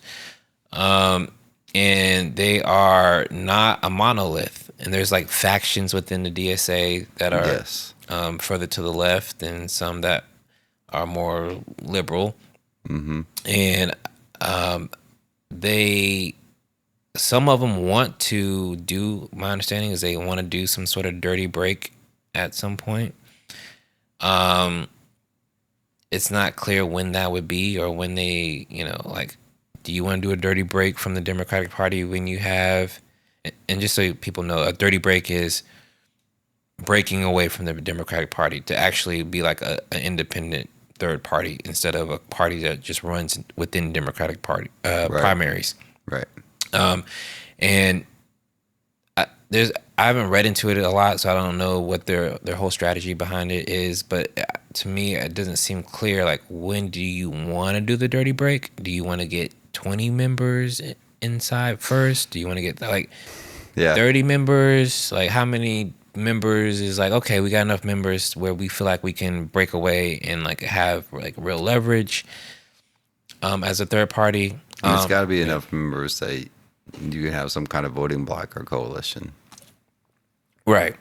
So, but that's only one faction of the DSA, right? And I don't even know if that's the majority of them who believe that, right? It might be 10% or 20%, who knows? So, but the broader problem is like, there's no real discussion about how the DSA is going to use their leverage. These new members are talking about it in a way that is refreshing to hear them talk about it in that way, but a lot remains to be seen. So we're going to, stay tuned, but this is going to be sort of the battle leading up to 2028. People are talking about AOC running for president, and a lot of people on certain parts of the left do not like AOC. I'm one of them. I used to love AOC. I was very enthusiastic about her being elected. I think she has capitulated way too much. She'd probably argue that, this is like she's playing the game, or she wouldn't say that, but I mean, it goes back to that fucking clip from earlier where that question was like, at what point do you just like capitulate? Essentially is what they were asking. Right. And yeah, I mean, that's always been the problem. We capitulate way too early. Right. And if you want to look at comparisons, like look at the fucking Tea Party. What did they capitulate? 0. Yeah. What did the people that replaced them capitulate with? Fucking less than 0. Yeah. Where are we at now? Yeah. Stop. If you, it just seems, again, at this point, it seems disingenuous if you're trying to argue from the position that you actually want to achieve. Right. You have to argue from a more extreme position. But I know the common thing in America is like, oh, everybody's so extreme now, I'm just a centrist. That's not a fucking thing, guys. Yeah. You're the ops. That just means you don't have an opinion. Or you don't believe anything strongly enough, so you just want to sit on the fence. You don't care enough. Yeah. Your life is good enough that the oppression doesn't matter to you. True. Guess what? That's picking a side. I don't know what to tell y'all. Facts. It's a good point. Yeah, so we're going to see what happens. I mean, I think, we're going to see a good example that I like to think of is like the Progressive Caucus. Okay.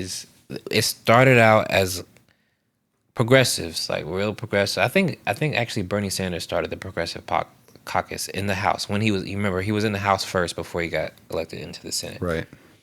And it was progressive people like Bernie Sanders and Barbara Lee, who was like the only person to vote against the Afghanistan war. Right. And now the Progressive Caucus is just, I think Hakeem Jeffries might be in the Progressive Caucus, right? That's disgusting. Right? So it's not even, progressive became just a label. Yeah, exactly. It was co-opted. It doesn't even mean anything to be in the Progressive Caucus anymore. It became a popular label that was, it's superficial now. It doesn't mean anything. You're just a Democratic Party person at this point. So centrist, yeah. You're a centrist, yeah. That's what what I think could happen to the DSA if they don't have a real strategy, right? Is that people will be like, oh, I'm DSA, or I agree with the DSA, or I'm in the DSA caucus too. And and then it reminds me a lot of Bernie when he's like, "I'm a democratic socialist," right? And people were like, I'm kind of like a democratic socialist too." Right. Yeah. At some point, like, these words don't mean anything. Yeah. You got to have some action behind it. And that's again why Brianna's argument makes sense. Right. Like, fucking put some action behind these words. Right. Try to build a coalition. Fucking try to use some leverage. Mm-hmm. Don't just immediately capitulate. All right, we want to talk about Graham Plattner or Ro Khanna next? All right, I think we should talk. I'm more interested in Ro Khanna. Yeah, I don't like that interview too much about Graham Plattner. But let me just say something quick about Graham Plattner. We're going to skip the Graham Plattner segment, broadly speaking. But essentially, Graham Plattner ran for Senate. I wasn't following did you follow it at all? Did you see anything about it? Yeah. Just curious what do you know about Graham Plattner? So what I saw is this guy's like a progressive, like Bernie Krat type of dude. And he got some Nazi tattoo on accident, and then he realized later that it was Nazi tattoo, and he's like, "Oh fuck, I would have never got that." Then some woman came out and was like, "This guy kind of did some weird shit," and he was like, "Oh, maybe I did some weird shit, but it's not like super weird or whatever." And then it just kept getting worse and worse and worse, and like just more people kept like, "Yo, this dude's a fucking drunk piece of shit." I mean, he's an ex-military guy. I know that. I don't know how much that has to do with him being this way. Right. But it seems like his platform and what he ran on, if you were trying to like mock up in a lab, like something similar to Bernie, you would run his campaign. Right. And it was just all these controversies that were like taking him down. And that's essentially what happened. Yep. Good summary. So basically, I mean, there was a little bit of a split on the left. When I say left, I'm not talking about the like, Democratic Party, but I'm talking about like the online left. But yeah, people were like, fuck it, let's support him, even though this is just a hit job. Yeah, absolutely. People. Actually, let's just play one clip. Where's the is there one with what do you have them labeled as? So I got Brianna Joy Gray, Graham Plattner, and Graham Plattner U.S. support for Israel. Yeah, let's hear from Brie again. That's my girl. All right. I struggle to find the structural reason why the independent left media apparatus is so hostile to, for example, just having you on. It makes me insane. And so I'll just say this, like, for that reason, I do hope, let me just put this out there, that as a lot of these figures that created the phenomenon of Graham Plattner and who we've heard quoted here on this podcast defend him, say, I don't care if he sexts my mom, that whatever version of Donald Trump's I can murder someone in Fifth Avenue and he would still elect me. Like, all of these people, I don't care about if he killed kids in Iraq, like all of the things that we've heard said here today. Graham Plattner can shove a pineapple up his ass. Graham Plattner can jack off to a cartoon of Scooby-Doo wearing Brian Noam's big ass titties. And I will crawl over fucking broken glass to support that man. As people are making their mea culpas and apologies, I saw Ken Klippenstein wrote a long one. I saw Naomi Klein make a pretty good apology, one of the best I've seen, for not doing her own independent due diligence and talking about Graham Plattner. I hope that part of this sort of absolution process or the penance process might be directing their enormous platforms to someone like you, a genuine anti-imperialist whose record is long and laudable, and to try to reverse some of the damage that they've done by platforming you and elevating you and really interrogating why it is that they, like Dan Denver, seem to have such an aggressive, visceral reaction to a candidate like you, but had such a glowing, warm reception to a candidate like Graham Plattner. I just really hope that some of them are listening to this and they just interrogate that, like, and not in a, I'm really not trying to like victory lap this one. I just would really like folks to ask themselves the question, why is it that I spent so many minutes and hours podcasting, streaming, etc. over the last year talking about Graham Plattner? Why did I immediately and enthusiastically glom onto this campaign and boost it? But I have been completely silent about the first elected socialist city council person in like 100 years in American history who fought for and secured the fight for $15 an hour and made that issue a national one because of her successes fighting against Jeff Bezos in Washington state. Why is that a human being? Why is that not a candidate who's up against one of the worst warmongers in Congress, and Adam Schiff? Why is that a person that I am indifferent to hosting on my enormous platform, given how powerful you now know your platform is? You created Graham Plattner. Why are you ignoring Shama Swant? Yeah, bitch. So,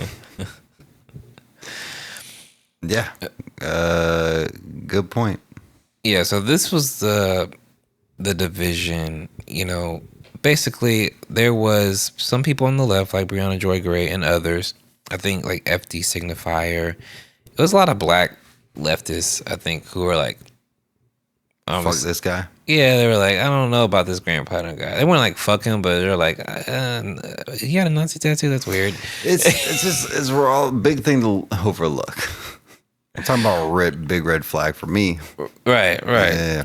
And I remember hearing about that. And I'm like, you know, sometimes maybe it was like a Christian thing, and like you got confused. You know, you're young. You know, maybe. Pete Hegseth, he got the Christian. I don't know. I didn't look into it that much, and honestly, I wasn't following this campaign and didn't really care about Graham Plattner all that much, to be honest. No.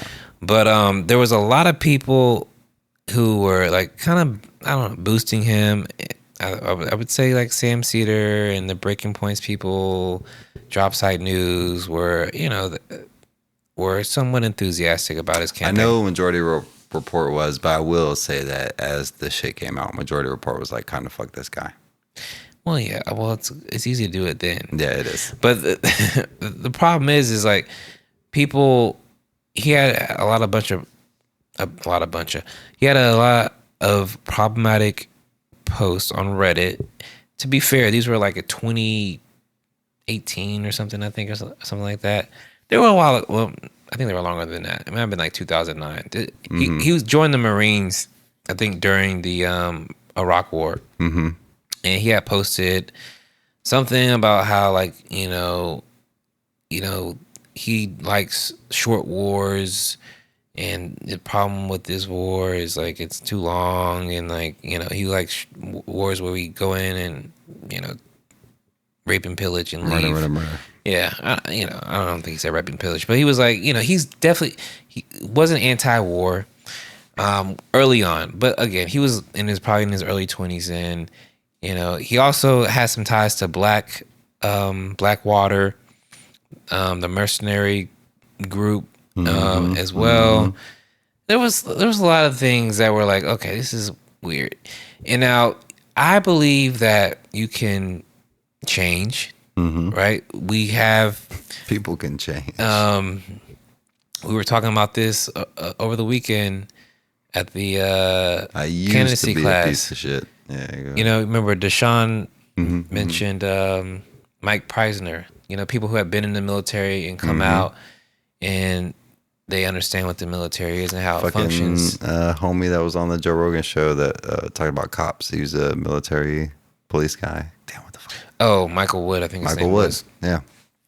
Yeah, I mean, you can go in and be like, okay, this shit's really fucked, and come out and be radicalized by it.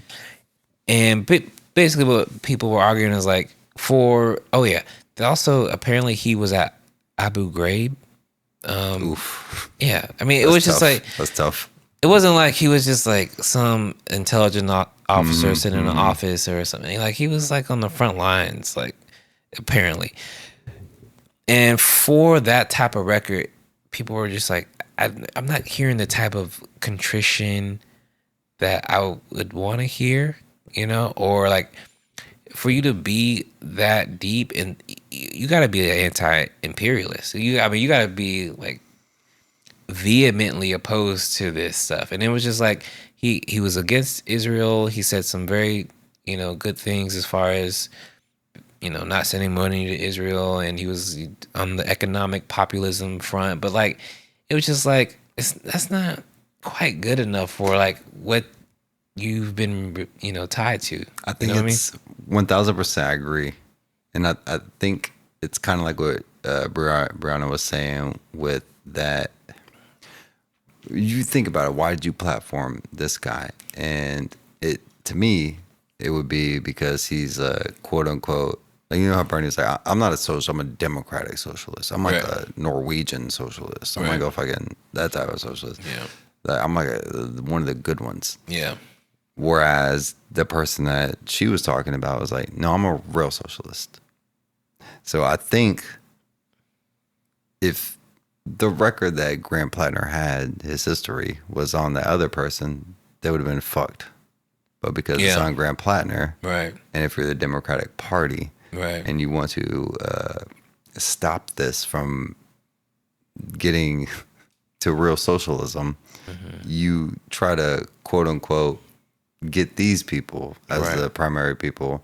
Because even if fucking Graham Plattner gets elected, it's like AOC getting elected. Like, who really gives a shit? Maybe even worse. Yeah, exactly. Yeah, probably worse because you got a fucking Nazi tattoo. Yeah, probably worse. Send some wild shit on Reddit. Yeah. And apparently, also, this is the other thing I pulled up. Remember Adam Carolla? Remember the Man Show? Yeah, of course. All right, so Adam Carolla, he had this tweet. He said about Graham Plattner, "This stuff sounds like drunken dude behavior. People get weird with this stuff, but I would say most every guy I know did what he's being accused of at one point or another with their girlfriend at some point after a night of drinking." It's not great if you got Adam Carolla coming out trying to defend you saying, oh, you fucking fucked your girlfriend when she didn't want to because you were drunk. Every guy does that. Right. It's just like, come on, man. This can't be our fucking goddamn candidate. Yeah. Now, I will say this, and this isn't to make excuses for any of the allegations, and, we should take every allegation seriously. However, I would not be surprised if, I don't think clearly the Democratic Party did not even want Graham Plattner, right? No. They are much more comfortable with Susan Collins staying in that seat or some other centrist Democrat than anybody who even sounds like they might challenge, the corporate power or their establishment, etc. And I think what we know as far as the sexual assaults go, why we know about it probably was Oppo research done by the Democratic Party. He's the perfect candidate. You set him up and then crash and burn him and be like, look, see? Right. We should have had a Gavin Newsom type. Yeah. So, it's a lose-lose. And I heard somebody, I watched I forget the name of the channel. It's a YouTube channel. No Compete. It's a good channel. I recommend it.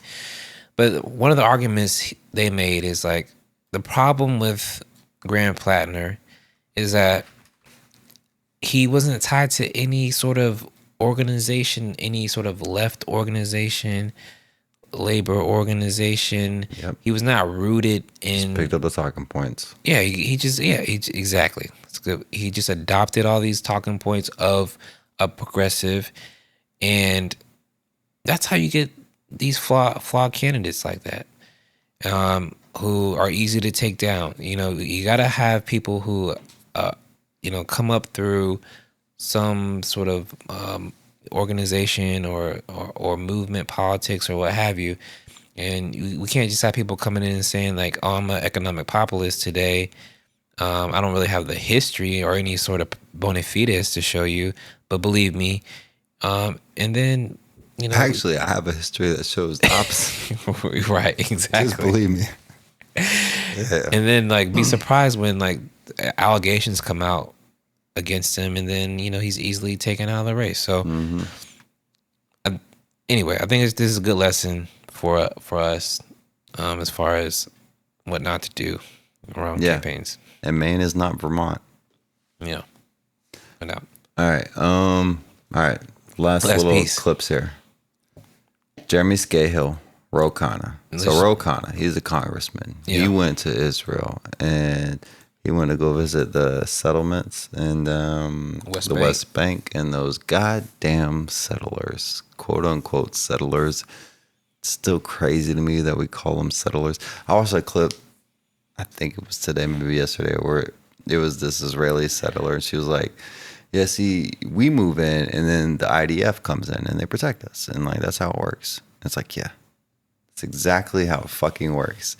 But anyways, Ro Khanna, he went out there to go take a look at this and got detained. I think he's the only congressman ever that's been detained by, maybe not the IDF, but at least Israeli settlement forces, which is fucking nuts.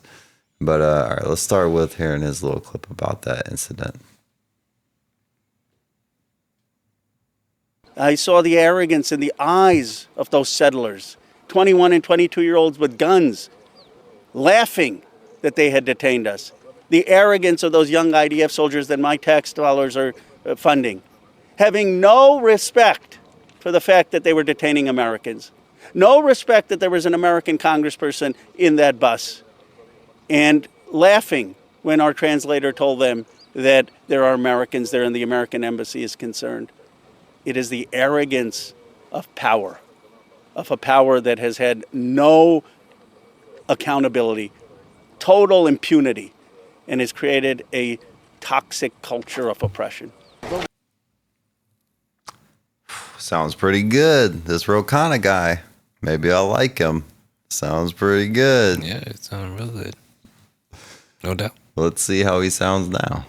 Give me another example where you say it's okay to continue any level of support for an openly genocidal society that has mass murdered 80,000 people, more than 300 media workers, has invaded Lebanon, has bombed Iran, and you're saying, oh, but we need to protect civilians. This isn't about protecting civilians. The greatest threat to their civilians is their policy. And so I don't understand why you have even one qualified shred of support for a sniper mass murderer masquerading as the only democracy in the Middle East. Well, but I'm not saying that the United States should be supporting the funding for Iron Dome, just so we very clear. I'm saying that we shouldn't be restricting Israel from being able to get the Iron Dome or be able to develop the Iron Dome technology. Well, I stop there. Everything else you're saying makes so much sense. Why do you stop there? It feels to me like you're trying to have it both ways on this issue. So you can say, well, I actually support, defending the Israeli civilians. You're not defending Israeli civilians with that policy. You're defending the sniper's ability to keep killing because it won't face the ultimate accountability, which is a total embargo on all support for an apartheid state. October 7th, did Palestinians have a right to attack Israeli military bases in the Gaza envelope? Yes or no? I mean, I think October 7th attack was a terrorist attack, so I don't Was it a terrorist attack when the first targets that were hit on the morning of October 7th were multiple military bases? Was that the whole clip? Pause it. No, that's all the clip you sent me. Dang it. But I want to say, so the way he first talked about the West Bank settlers and like that was the IDF doing that. And then at the same time saying, I just want to give Israel ability to do self-defense, quote unquote, through the Iron Dome. Okay. So the settlers, they come in, they burn your village down, the IDF rolls in, and then the Iron Dome protects them. Right. That's the sniper analogy. That's exactly what he's trying to say with the sniper analogy. So like, yeah, bro, you cannot have it both ways. And it is pretty wild to me that he is like literally gone over there. He's just so outspoken on this issue, went over there, tested them, got arrested, said, this is fucked up that they're doing it. By the way, here's some money so you can protect yourself while you're doing it. Right. That's wild. So Ro Khanna. I say no Khanna. Yeah, look, I want to give Ro Khanna some credit for going over there, being detained. Obviously, that wasn't his own doing, but, and then, like, speaking out against it and I raising don't know, it some kind of more. seems like a political stunt. I feel like he kind of knew he was probably going to get detained. Probably, but it happened nonetheless. The Israelis took the bait. Mm-hmm. He was able to speak out against it, get some media attention, go on some shows and talk about it. So I think that's good because the West Bank, you mentioned this the other day when we were talking. Yeah, people don't talk about it. Yeah. It's all Gaza, yeah. Right. But like, it's just, this is almost like one of the most clear examples of playing both sides. That's a shit I don't like. I don't understand why you would make such a political statement by doing this, going to the West Bank. And then at the same time, I was saying, well, also they have the right to defend themselves. Like, I don't quite get, other than this, again, like, it's like typical AOC shit. Like, I'm going to try to play both sides of this. Right. No, that's definitely what's going on here. He's doing it in a much more calculated and sophisticated way than AOC is, which is why I think AOC is going to be, if she runs, she'll be a terrible candidate. Yeah. She just has not impressed me lately. People like Ro Khanna are much more calculated and sophisticated, and they're willing to actually go on these shows and try to answer difficult questions. I will give him respect for that. Yeah, he goes on these shows. Right. He knows who Jeremy Scahill is. Right. So credit for him at least going on the show, and this is actually going to make him potentially a formidable candidate in 2028 because he's going to be polished. He's going to have responses to these type of questions. If you're looking at categories of candidates, you got your Gavin Newsom. Right. You got your AOC. Mm-hmm. You got your Ro Khanna. Right. And who looks the best out of those three right exactly. now? Exactly. Yeah. Ro Khanna's, fucking Gavin Newsom's malfunctioning and saying interesting 30 times in it. Interesting. Well, interesting. Why would you ask about AIPAC? Interesting. That was very funny. So, and you got AOC who, I'm sorry, but she just hasn't sounded very articulate on some of these responses lately. And then Ro Khanna, I don't agree with his answer. I think he was given a lot of weird like caveats and, double standards and all that, but at least it was somewhat coherent, you know what I mean? So, again, it's not like he's on the other side. He's literally like presenting both sides. Right. So it was good to hear someone presenting the Palestinian side of this. It's like, bro, you don't need to do both. Right. But clearly what he was saying there is that he believes, and Jeremy Scahill did a very good job with his questioning and like teasing and parsing this out from him, is that he's okay with Israel bombing Gaza, but under no circumstance is he okay with Hamas attacking a force that is occupying them. Again, he highlighted the way they frame it. Right. It's self-defense for me. Right. For you, it's obviously terrorist attack. Right. Exactly. And he said it very clearly. Now, October 7th was a terrorist attack. I just want to make sure that I get that on the record. Got to get just that so in there. Everybody knows that. Yes. You got to say it was a terrorist attack. But, Israel, what Israel's doing is defense. That it's gone too far now. Okay, so sometimes their defense goes a little too far. Sometimes it turns genocidal. But we got to remember October 7th, guys. And also that word doesn't matter because we don't respect the ICC anymore, so who really cares? Yeah, and I don't think it was in this clip, but, Jeremy Scahill was like, what about October 6th and 5th? And all the things before that? all the Palestinians that were murdered before October 7th. What about that? And Jeremy Scahill made the point was, do you still? He explicitly said Hamas attacked military installations, right? Which, to be clear, under international law, they have the right to do. Yeah, they are being occupied. It is Israel that is in violation of international law by occupying the West Bank and Gaza indefinitely.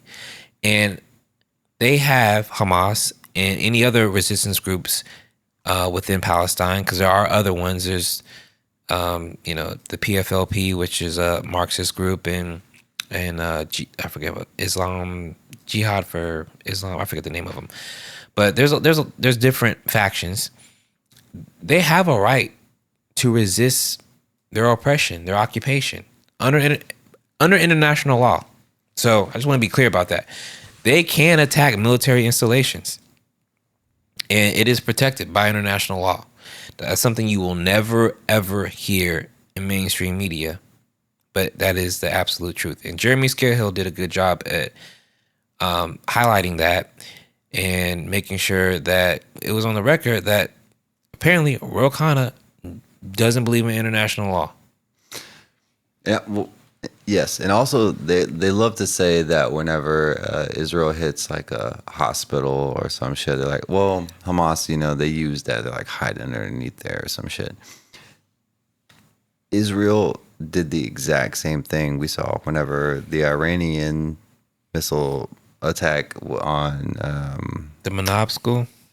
No. Whenever the Iranians launched their missiles on Israel, and it was on on Jerusalem.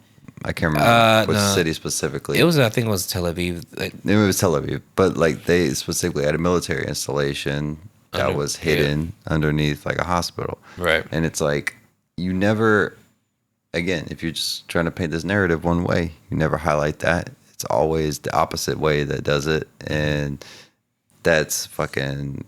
It's okay. It's not terrorist attack when we do it. When they do it to us, it's terrorist attack. Right. Yeah, no doubt. And also, just like, look, man, it's like cornering a panther or fucking any fucking dangerous animal. If you just keep occupying people and cornering them smaller and smaller locations, and just like, what the fuck do you expect for them to do? At some point, they're going to lash out. And then for you to use that as justification to keep doing what you're already doing,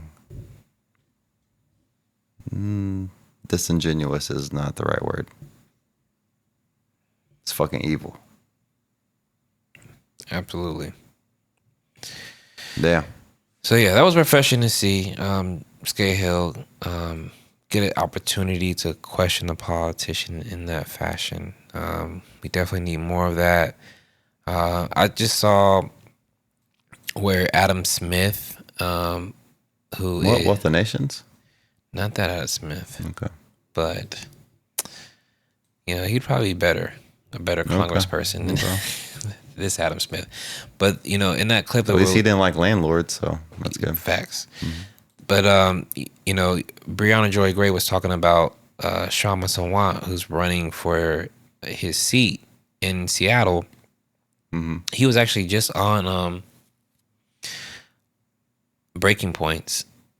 He had an interview with Crystal. Okay. And he's like sort of shifted. He's gotten a lot of money from AIPAC over the years, and he sort of shifted his position a little bit. And now he's voting in favor of the Massey Amendment. Okay. Which I guess was supposed to restrict aid to Israel. Yeah, I think it's supposed to do all aid. I'm pretty sure. Massey, that's why they kick him out. Pro Epstein files, anti-Israel. Right. Yeah. And anyway, but Crystal really tried to pin him down on some of these weird caveats. Yeah, it's a good interview and good. But one thing it's frustrating to me is they won't have Sawant on. They won't have Kshama Sawant on, who's running as a socialist. She's not DSA. She's running as an independent socialist. I don't think she's affiliated with any party. But why not have her on? And this was the frustration that Brianna Joy Gray had with Dan Denver, and Sam and them haven't had her on either. These bigger lefty independent media outlets, I'm afraid they're becoming low-key like gatekeepers. I mean, it seems like that. They have to recognize their platform. Yeah. That they could platform somebody. Absolutely. I think Sam's channel has like 2 million followers. I haven't checked it in a while, but I think it's close to that or more. And Breaking Points, I know, has well over 1 million. Like, why not have her on there? She's a socialist. She's been a city council member. I saw Ryan Grimm had posted on Twitter, like, saying he's, affiliated with Breaking Points and Drop Site News. He founded Drop Site News with Jeremy Scahill. That he asked Sawant to send him poll numbers showing that she was competitive so that she could be like, what? Like, what are we doing, bro? I only platform people that are competitive in their race. I saw, speaking of AIPAC real quick, there's another pro-Israel PAC, I can't remember what the fuck their name is, but all they do is their money goes into races that they think they can win, that they can just kind of like nudge it over even more. So they don't even invest in races that they think they can lose. Oh God. And then I tried to look into AIPAC influence, because it was some right wing fucking shit. You know how the right wingers try to over exaggerate Jewish influence. Yeah. And so AIPAC, their influence is way less on like a wide scale, but what they do is they're very targeted. They all their resources go into very targeted races. So like their impact is more about like, I don't know, fucking health industry or oil. They lobby way more than fucking AIPAC does. But you hear about AIPAC specifically because Israel is a wedge issue. And they throw all that money in those specific races where it's going to be a huge deal. Right. So I thought that was interesting. No, that's definitely interesting. Yeah. Pretty good strategy. It's working great for them so far. Yeah, it's absolutely. It's finally the only point in time in history where it might be turning on them. So. No, it's been working wonderfully for a long time. But I think that's pretty much it, man. I think we covered a lot of ground. We've been going for like 2 hours. So I'm sure it's goddamn right. Yeah, 2 hours and 12 minutes, baby. 2 hours and 12 minutes. Quick thing on Iran. Right. They're bombing again. We're in a hot war with Iran. And so I'm trying to think. I know Iran hit some Kuwait desalination plants. But that was in response to hitting bridges. I can't fucking remember. We're in a war crimes war now. Yeah, hitting desalination plants and shit.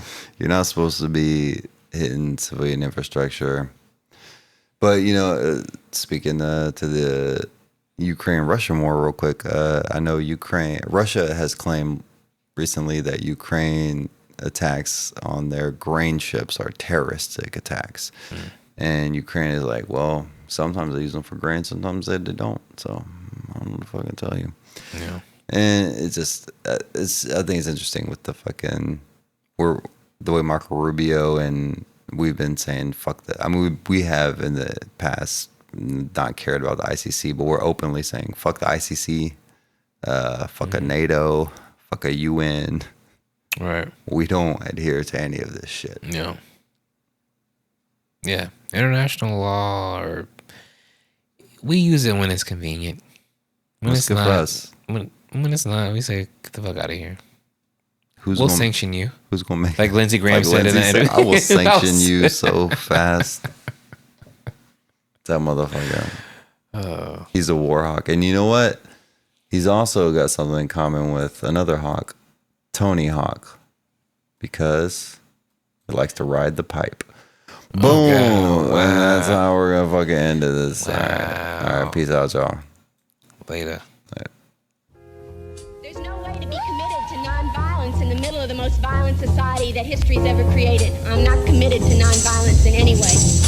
The Republican Party and the Democratic Party are beholden to the interests of monopoly capitalism in this country.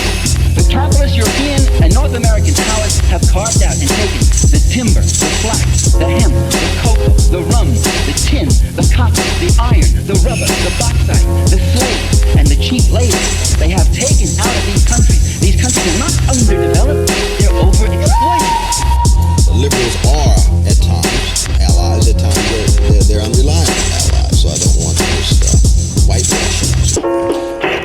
You've got to proceed quite cautiously with liberals. The man or woman who knows the least about communism is the man or woman who wants to know the least about communism.